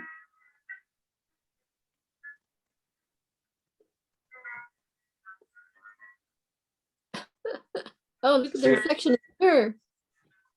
yeah, I might hold on. We have to watch it again. I've never seen that painting. Let's see if I can pause it. Oh, I mean, it's genius. I mean, look, you can see the city in the background. You can see the art that they collected. You can see the toys. You can see the science. You can see him at his desk. I mean, to live with flowers, yeah. And then he's just like, he's so self-satisfied. I mean, his son, imagine your son just like kind of, you know, staring out of the window, lost in like, you know, lost in thought. It's like he's probably frustrated because his dad's like making him sit there. He's like, oh, God, how long do I have to sit here? And he just thinks it's so funny. Look at him back there. He thinks it's so funny. I love it. He's always having a good time. This house was a party.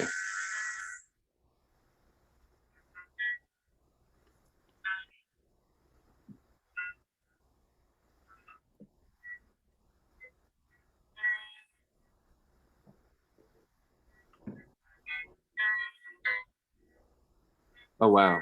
That's the this is Oh, that traditional scene where they're in the birch Yeah. wood.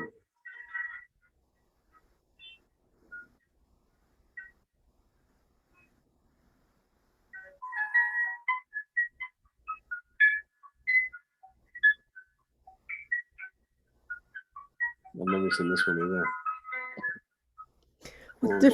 What different portrait styles he has.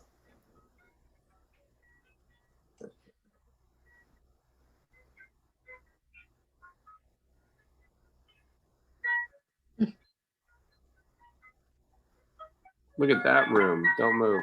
oh, That room is impressive. I think that's one of his oil paintings, by the way. It's not high resolution, but yeah, there's all of that type of white, you know, the type of control like on the table and the light coming in on the chairs, that Wow. opacity. And you can tell it's like kind of these thick patches. Yeah, I've been trying to get more and more information on Larson. He's elusive. I mean, in some ways, I'm looking for his drawings. I'm looking for the like the obscure stuff, and I have not seen this yet. So there's a lot to dig up. So cute. These traditional Swedish outfits. Oh my gosh. Yeah.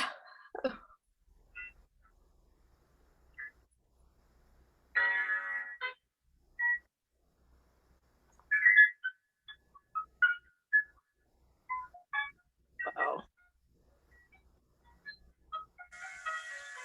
Yeah, yeah. Good. Paying attention first.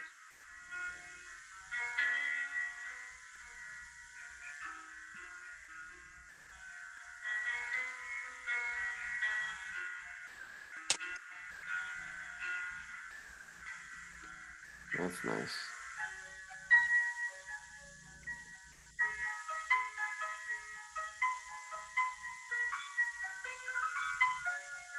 That's an oil painting.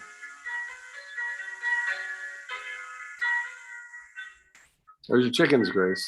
Yeah.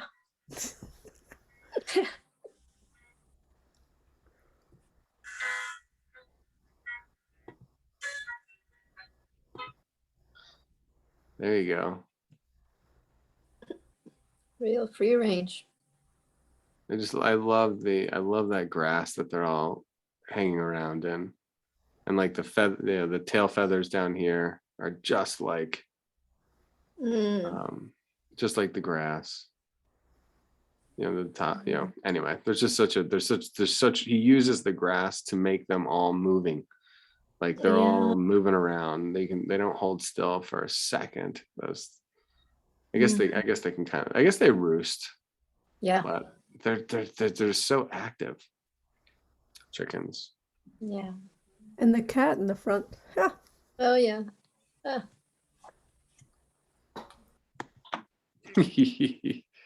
Yes. All right, we'll go back. You can just imagine the water when it rains pouring down that road and mess that mud.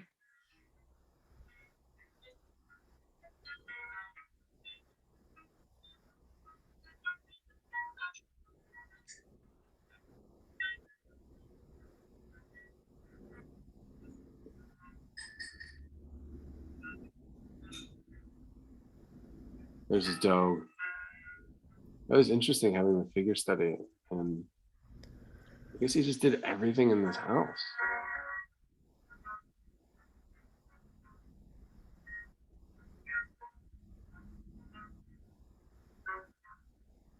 Look at those flowers, goodness. Oh.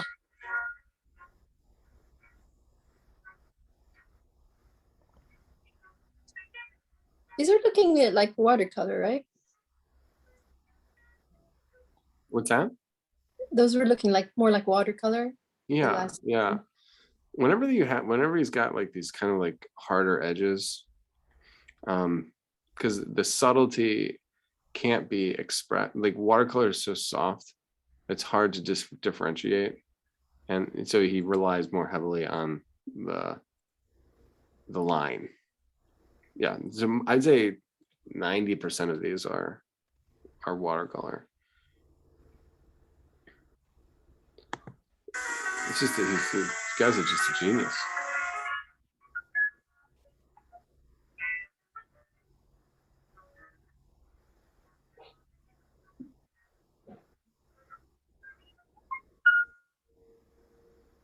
And is that how he made a living? He actually sold his paintings and It had to could have been. afford that.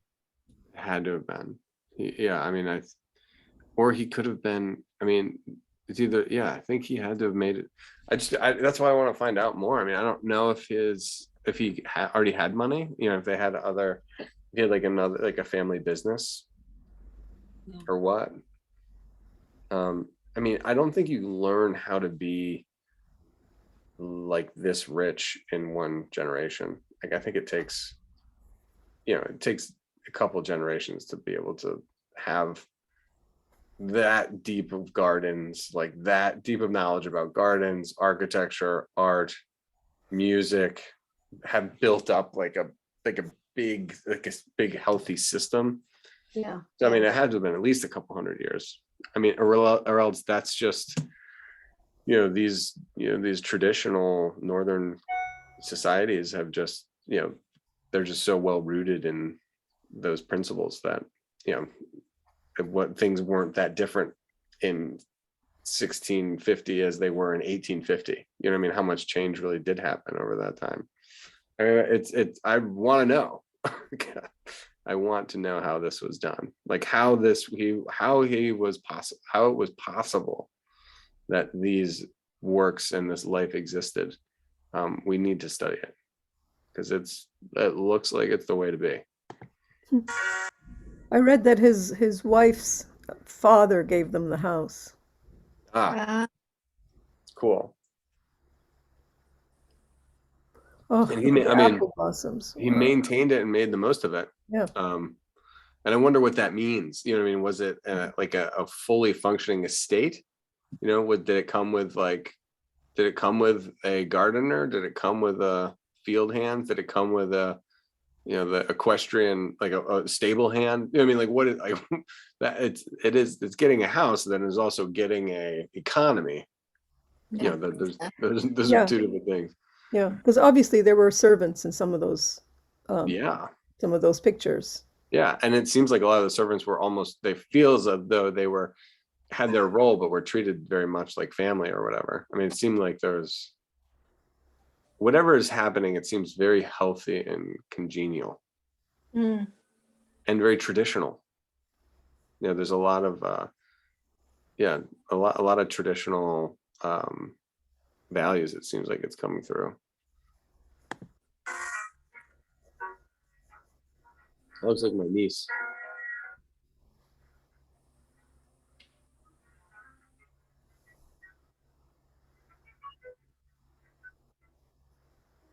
And I'm curious about the use of photography too, because I feel like it's there.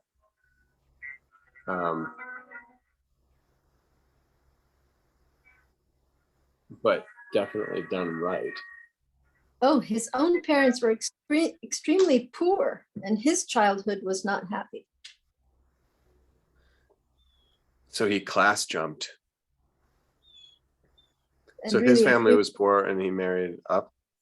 I guess so. Cool.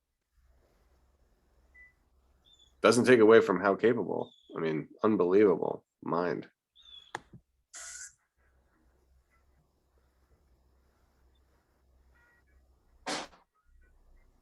Couldn't have happened to a nicer guy.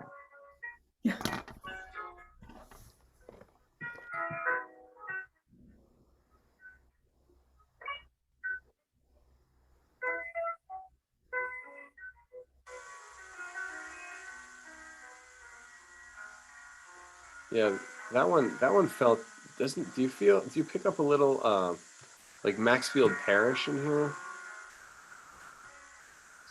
I don't know that. Not quite as dramatic, but almost illustration. It feels like an illustration. I feel like this could be, oh wow, that's cool. Yay, look, we've got our horses. We've got our child, our Oh yeah. I guess those pine cone, I think those are pine cone pigs. I bet you they're pine cone pigs. Oh, He's cute. got them Yes. penned off. Oh, there's another girl over here. I like that one. I like the connection to our horse project. Yeah, toy horse. I mean, I'm telling you, horses have been in and service to humanity for so long. I mean, probably before even hawks.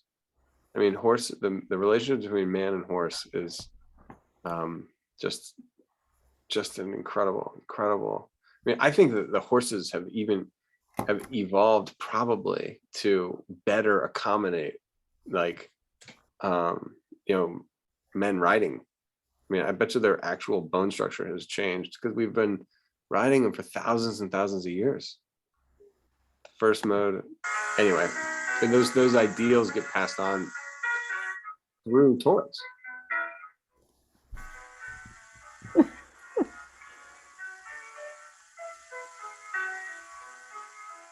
Wow. So that self-portrait, Yeah. I have a self-portrait book of 500 self-portraits, and I've studied it forever. And you can go to it and you're like, that's an interesting artist. And you can now, like when I was in school, you couldn't do it as much, but now you can just Google it and there'll be tons of their work.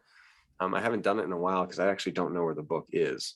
But this was the self-portrait that was represented in that book of 500 self-portraits. And I've always wondered about this guy. From back in like 2000. Yeah. 20 years ago, I looked at this portrait and I was like, someday I'll know about him. And I didn't realize until right now. And I think he was holding on to a toy. Let's see. So he and his brother and mother were thrown out of the house when they were young. And then they had to live in temporary dwellings, very, very poor. And his father worked as a casual laborer, lost a lot of stuff, drank, cursed, ranted. How did he get into art? So at the age of 13, his teacher at the School for Poor Children urged him to apply to the Royal Swedish Academy of Arts, and he was admitted. During his first years, he felt socially inferior, confused, and shy. And at the age of 16, he was promoted to the antique school of the same academy. And there he gained confidence and even became a central figure in student life. He earned his first medal in nude drawing. And in the meantime, worked as a caricaturist for the humorous newspaper there and as a graphic artist.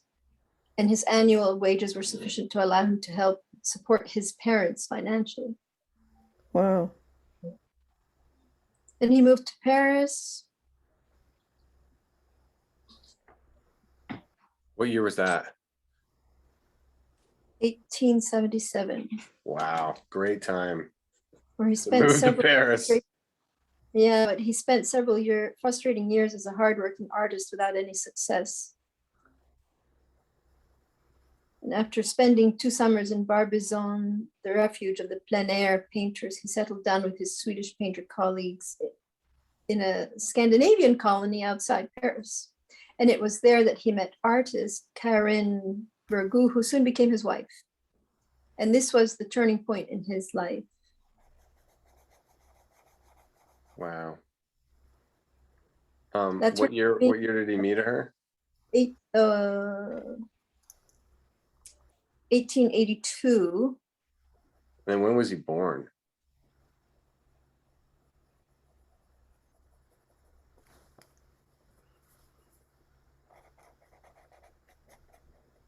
1853. Yes. So he is 100 years older than my father. And his family became Larson's favorite models. And many of the interiors depicted were the work of his wife, Karen Larson, who also worked as an interior designer.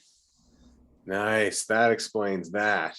Yeah, yeah. I was like, that's- how the hell did this man Yeah. have such a well-designed space and paint and have a family and have the Yeah. property Yeah. and have the garden? Hey, okay, so that's good. And in 1888, the Young family was given a small house just outside wherever by her father. And Carl and Karen decorated and furnished this house according to their particular artistic taste and also for the needs of the growing family. And this house, Little Hitnas, as they called it, has become one of the most famous artists' homes in the world, transmitting the artistic taste of its creator Yeah. and making it a major line in Swedish interior design. Oh, So they were a power couple. right, right. Yeah. She was successful on her own. That's it. That's so cool. All right. 11:42. All right. I think you guys can watch this on your own. But then it doesn't say how he's given the home, but then I guess they must have, he just sold a lot of paintings. They had to have had an income. They had to have had a stipend.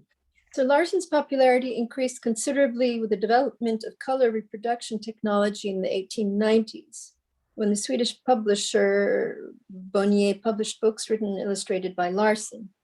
Ah, so And he worked as an illustrator. Mm-hmm. Yeah, containing full color reproductions of his watercolors. However, the print runs of these rather expensive albums did not come close to that produced in 1909 by the German publisher Karl Robert Lankwisch. Let's see.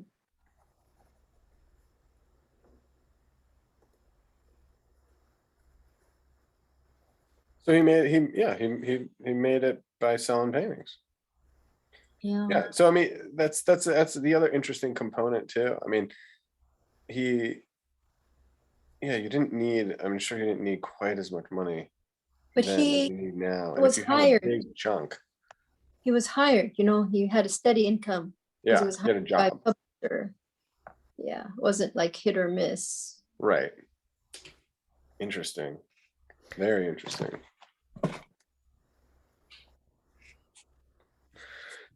Yeah, and it goes. I mean, and that's the other thing. Like good design, like with this house, when you see all the interiors and stuff, it's not that it's necessarily. It's just everything is really well designed, like immaculately designed, in a way that Oh, you would.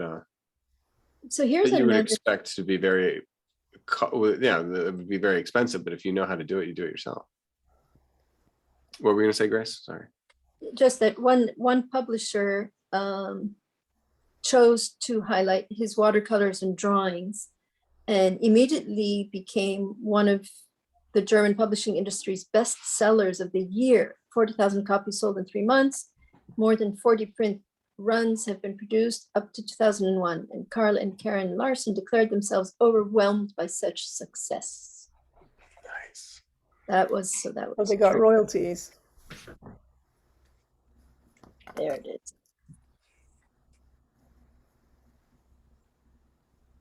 All right. So how far did you guys get on this? I've got the hat and the head. All right. I've Do you want me actually- to go over it, or do you want me to, what should we do? I think what I'll probably do is let me just get her blocked in. And then.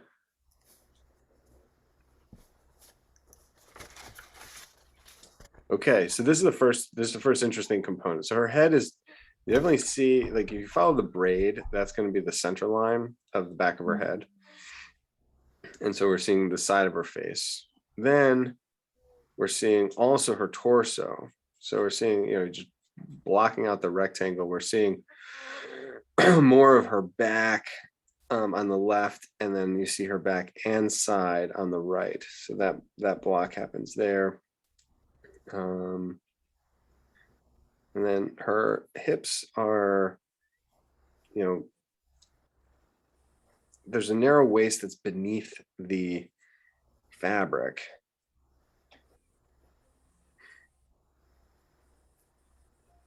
So it tucks in and then it swells out at her hips, and then the dress concave swells back in. And then I'm just going to try and make it it looks like a bell. And I'm not even going to do any of the variations in the fabric, but we are above, clearly looking down, at that, at her dress. Whereas I think we are almost, I guess we're technically above looking down at the hat too, but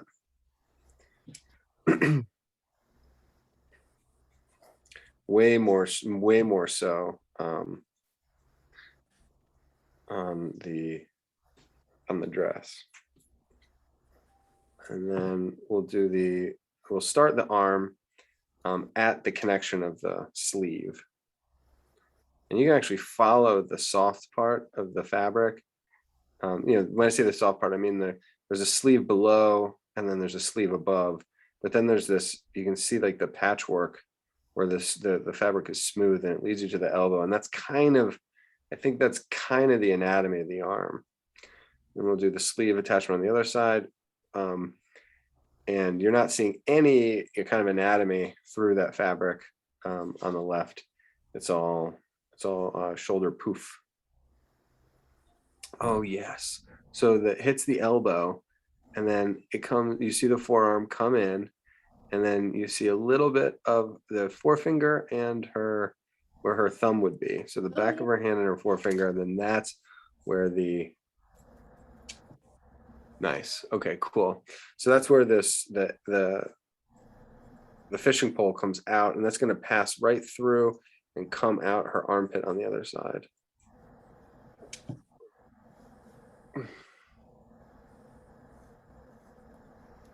I wonder if I may even made this hat too large. It's okay, I can adjust it later. I just wanted to get all the component parts of the picture. So there's the hat, her face and hair, her blouse, her dress, and then her legs. And then her, you get a little bit of the heel, I think. This might be heel, Achilles heel and ankle, and then it's cropped off at the bottom, which is curious. All right, let's zoom in.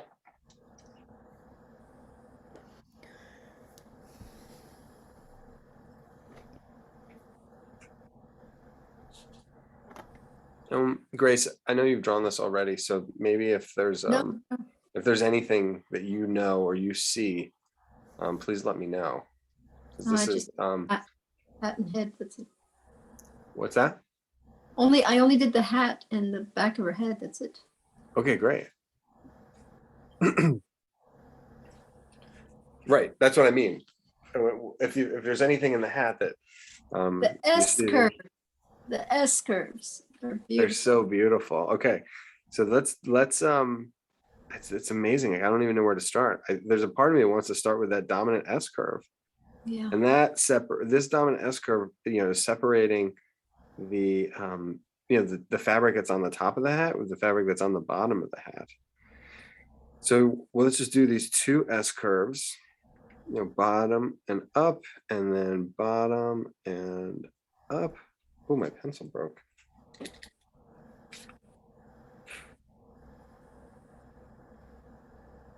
it's very interesting where the lowest point of the hat is at the bottom of the S curve, which I think is really important because it angles up slightly. Because I'm looking for relationships now between the hat and the girl. So at least at the base of this S curve, the second S curve, that's where her ear, the helix of her back of her ear is. I'm going to put that in here and I hope it's in the right place. It's a little too much. It's a little too soon to start lopping in anatomy based on two S curves, but you know, we'll see. It feels right. Yeah. And then there's this like little transition loop that then helps us go from the bottom of the hat to the top of the hat. I'm going to round out the bottom of the hat first. And the reason this contact point, I started at the bottom of the hat. Intuitively, I started there, but it was definitely a wiser decision because it's more the relationship between the hat and the head that makes the difference. I could add 3 inches, or I could add a pom-pom. I could change the top of the hat and it's not going to affect the water in the background. The bottom of the hat and where in its relationship with the anatomy of her hair and her face, that is like a critical juncture. So I'm really trying to get that correct, so that everything all comes together. And I'm not, really, I should probably have started with the face anyway, and then put the hat on top of the face, but the hat is so prominent. There's that little loop on this side where S curves up. We're going to transition. So we did a low S curve and then a tall S curve. And then the S curve on the right, really feels like an arc because, you can imagine that the S curve is going to continue, around to the front, but we have to turn the corner. So that's all very foreshortened. So low, tall, and then this arc, which helps us sweep onto the top of the hat. And then the top of the hat is composed of S curves, yes, but of a different nature than the bottom. So we'll keep the S curves. And you said it, man. If you could sum up this hat in one word, well, 2 words, S curve. Or I guess one word would be arabesque.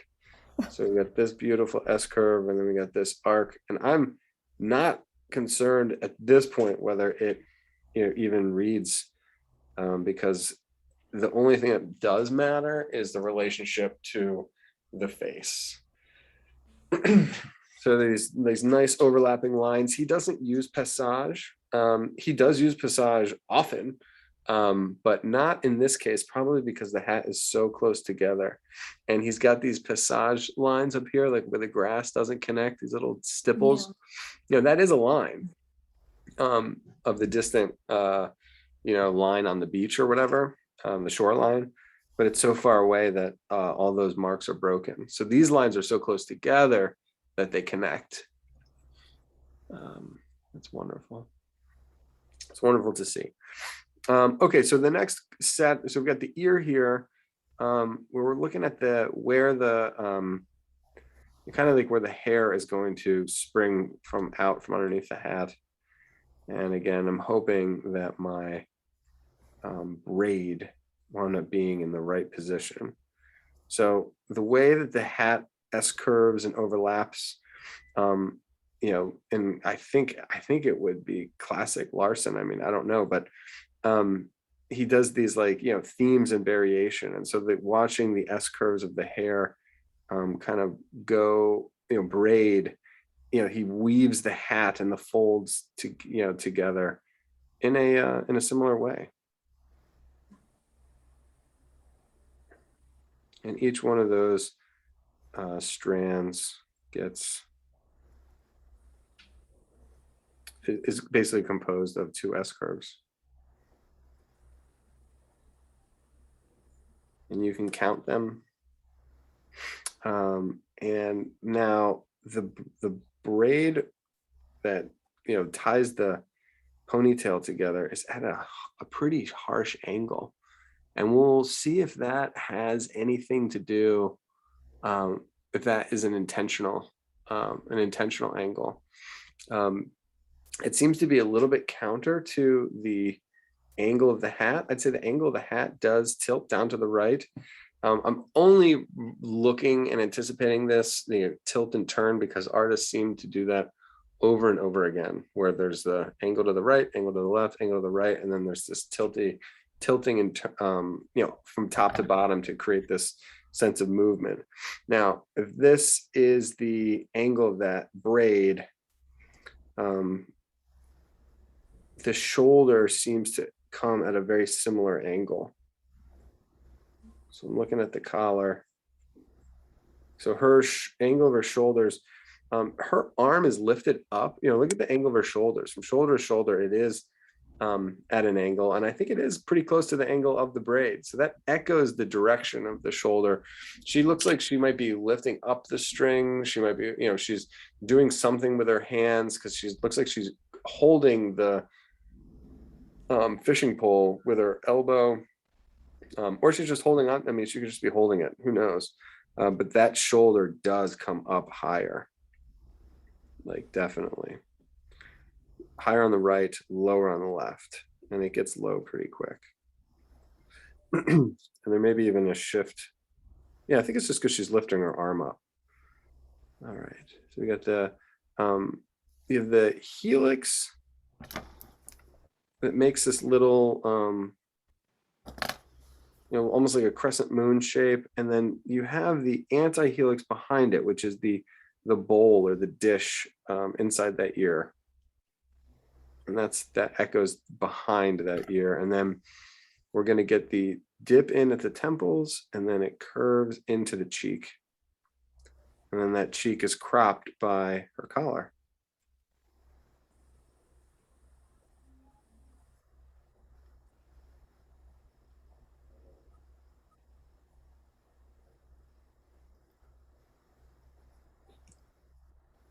The S curve that is created by the hair that comes out of the actual tail portion of the ponytail is just Beautiful. Just a party of curls.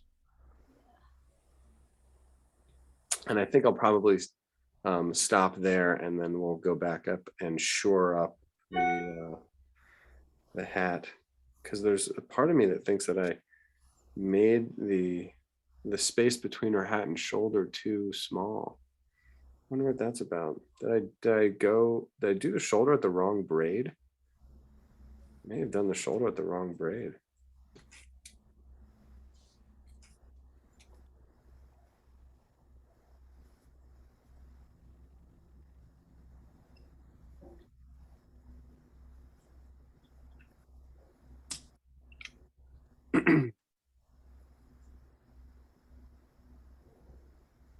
I could have underestimated the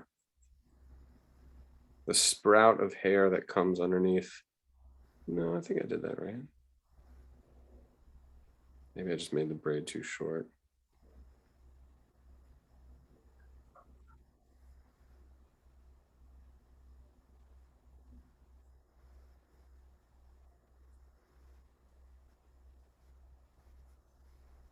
Yeah. The drawing needed to correct itself.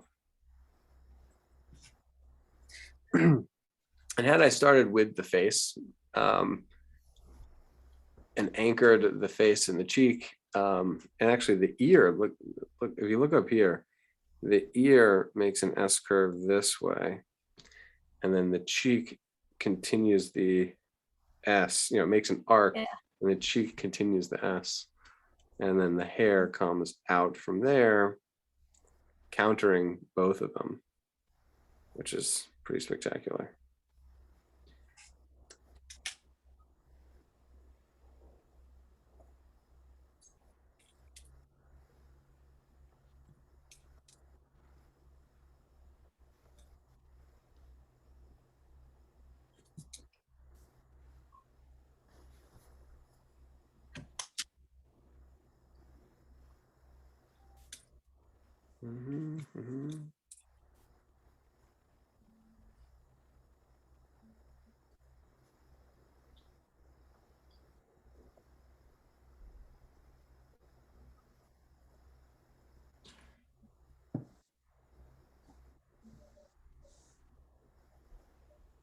Okay, now that I've got the spacing, I'm feeling pretty confident about it.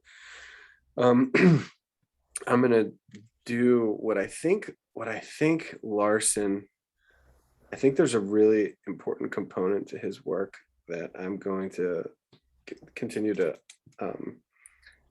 explore. And it is when he draws the drawing, meaning when he designs his lines and he designs the thickness of his lines in these kind of more formal pieces. I want to get into his, I want to see if I can figure out his process.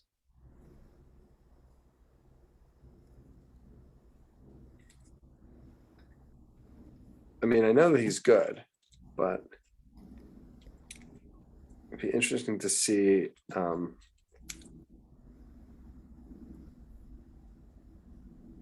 know, his,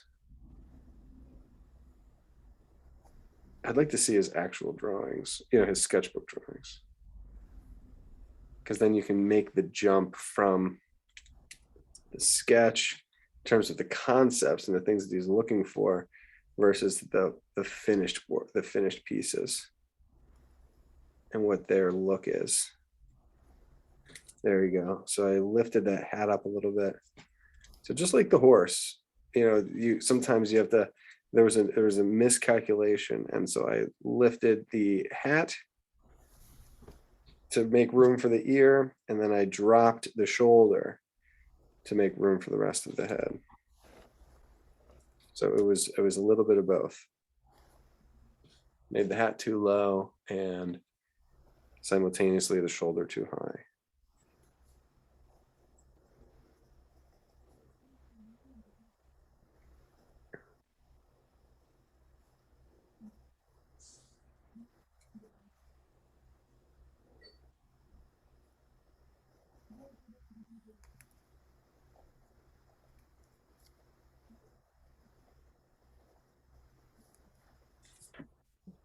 I have my initial sketch, and now I'm really refining the line.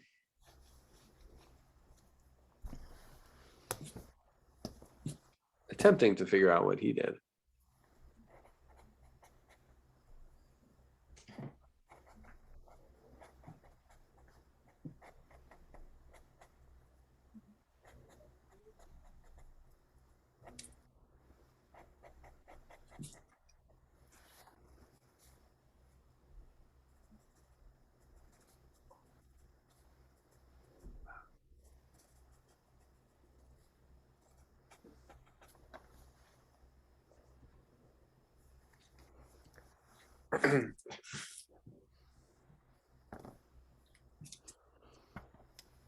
I think you do see a little bit of the side of her face too. Amazing. I hadn't seen that before. I thought it was just her ear, but.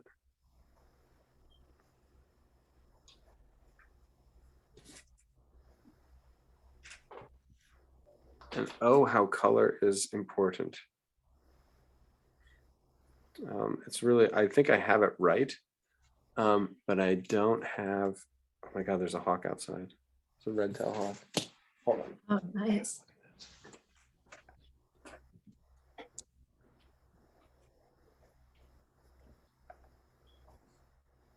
Yes.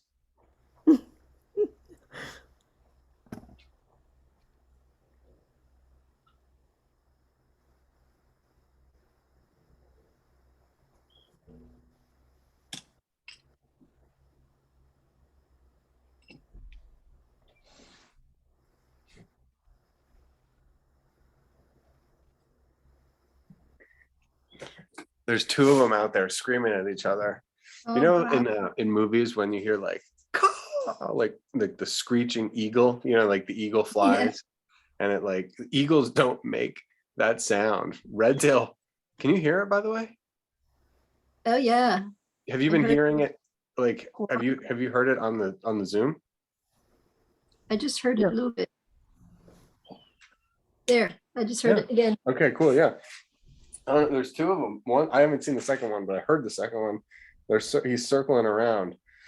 And in movies, they always make the eagle have that sound, and they don't make that sound. I just learned that from a birder. like 2 weeks ago. But it's a very familiar sound. Sometimes the crows chase them, and then there's a real racket. I bet.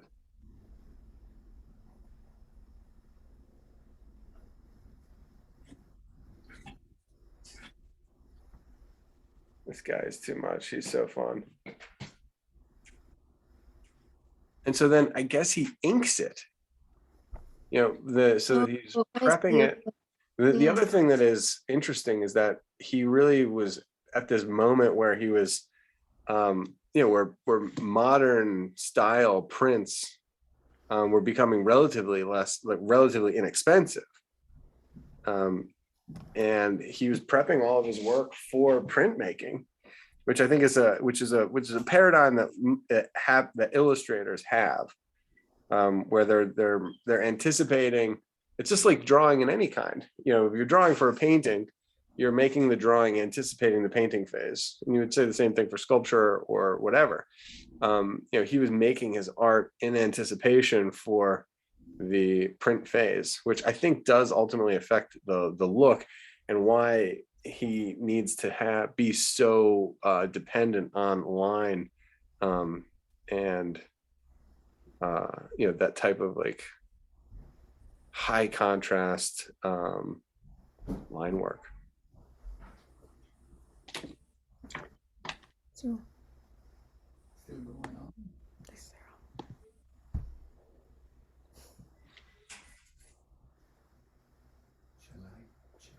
Oh yeah. And her head is tilted forward and her ear is what indicates that. wait. So Mm. the top of her ear really does curl forward. And that tilts her head forward. And that little adjustment I just made, such a game changer.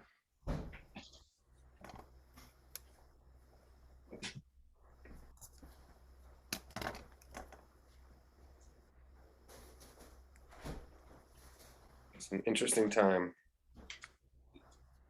Interesting time for art making, for sure.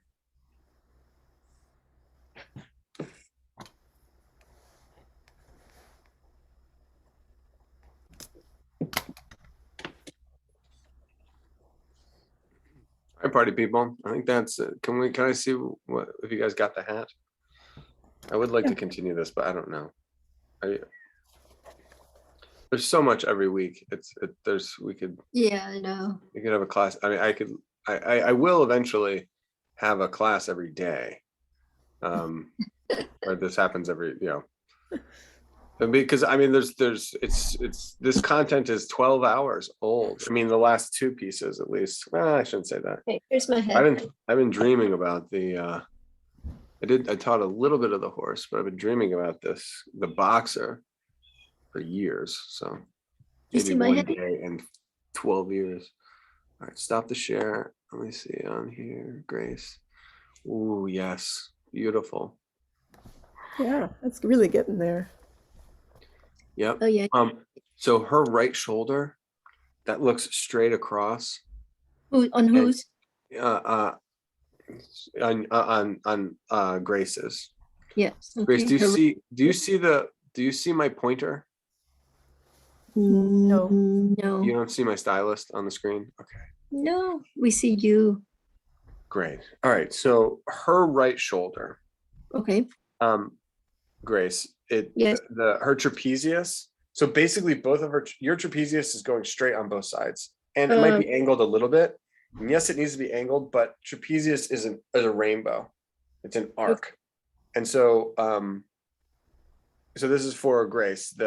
Instead of the shoulders being flat across, increase the arc of the rainbow more.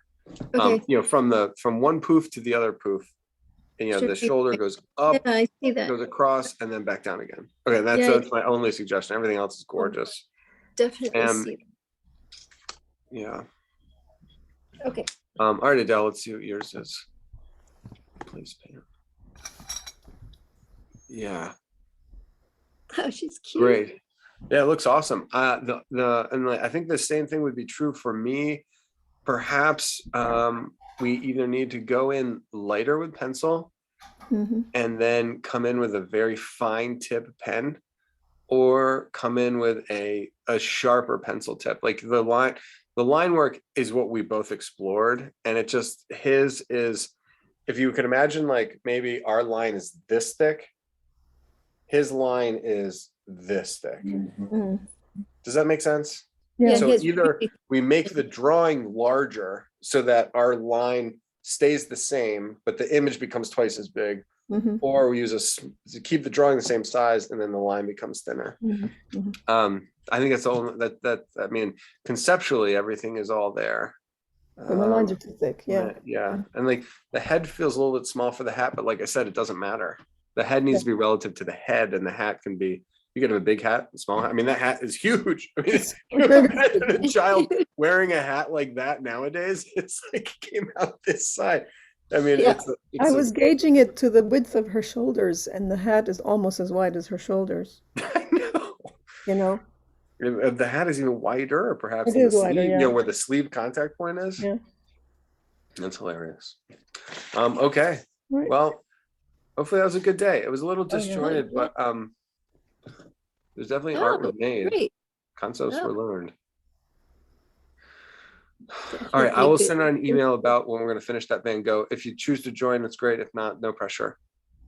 Okay. But I'll send you the finished video even if you can't join. Okay. Okay, thank and I'll you. get that finished up. All right. See Thank you. everybody. All right. Bye. Bye.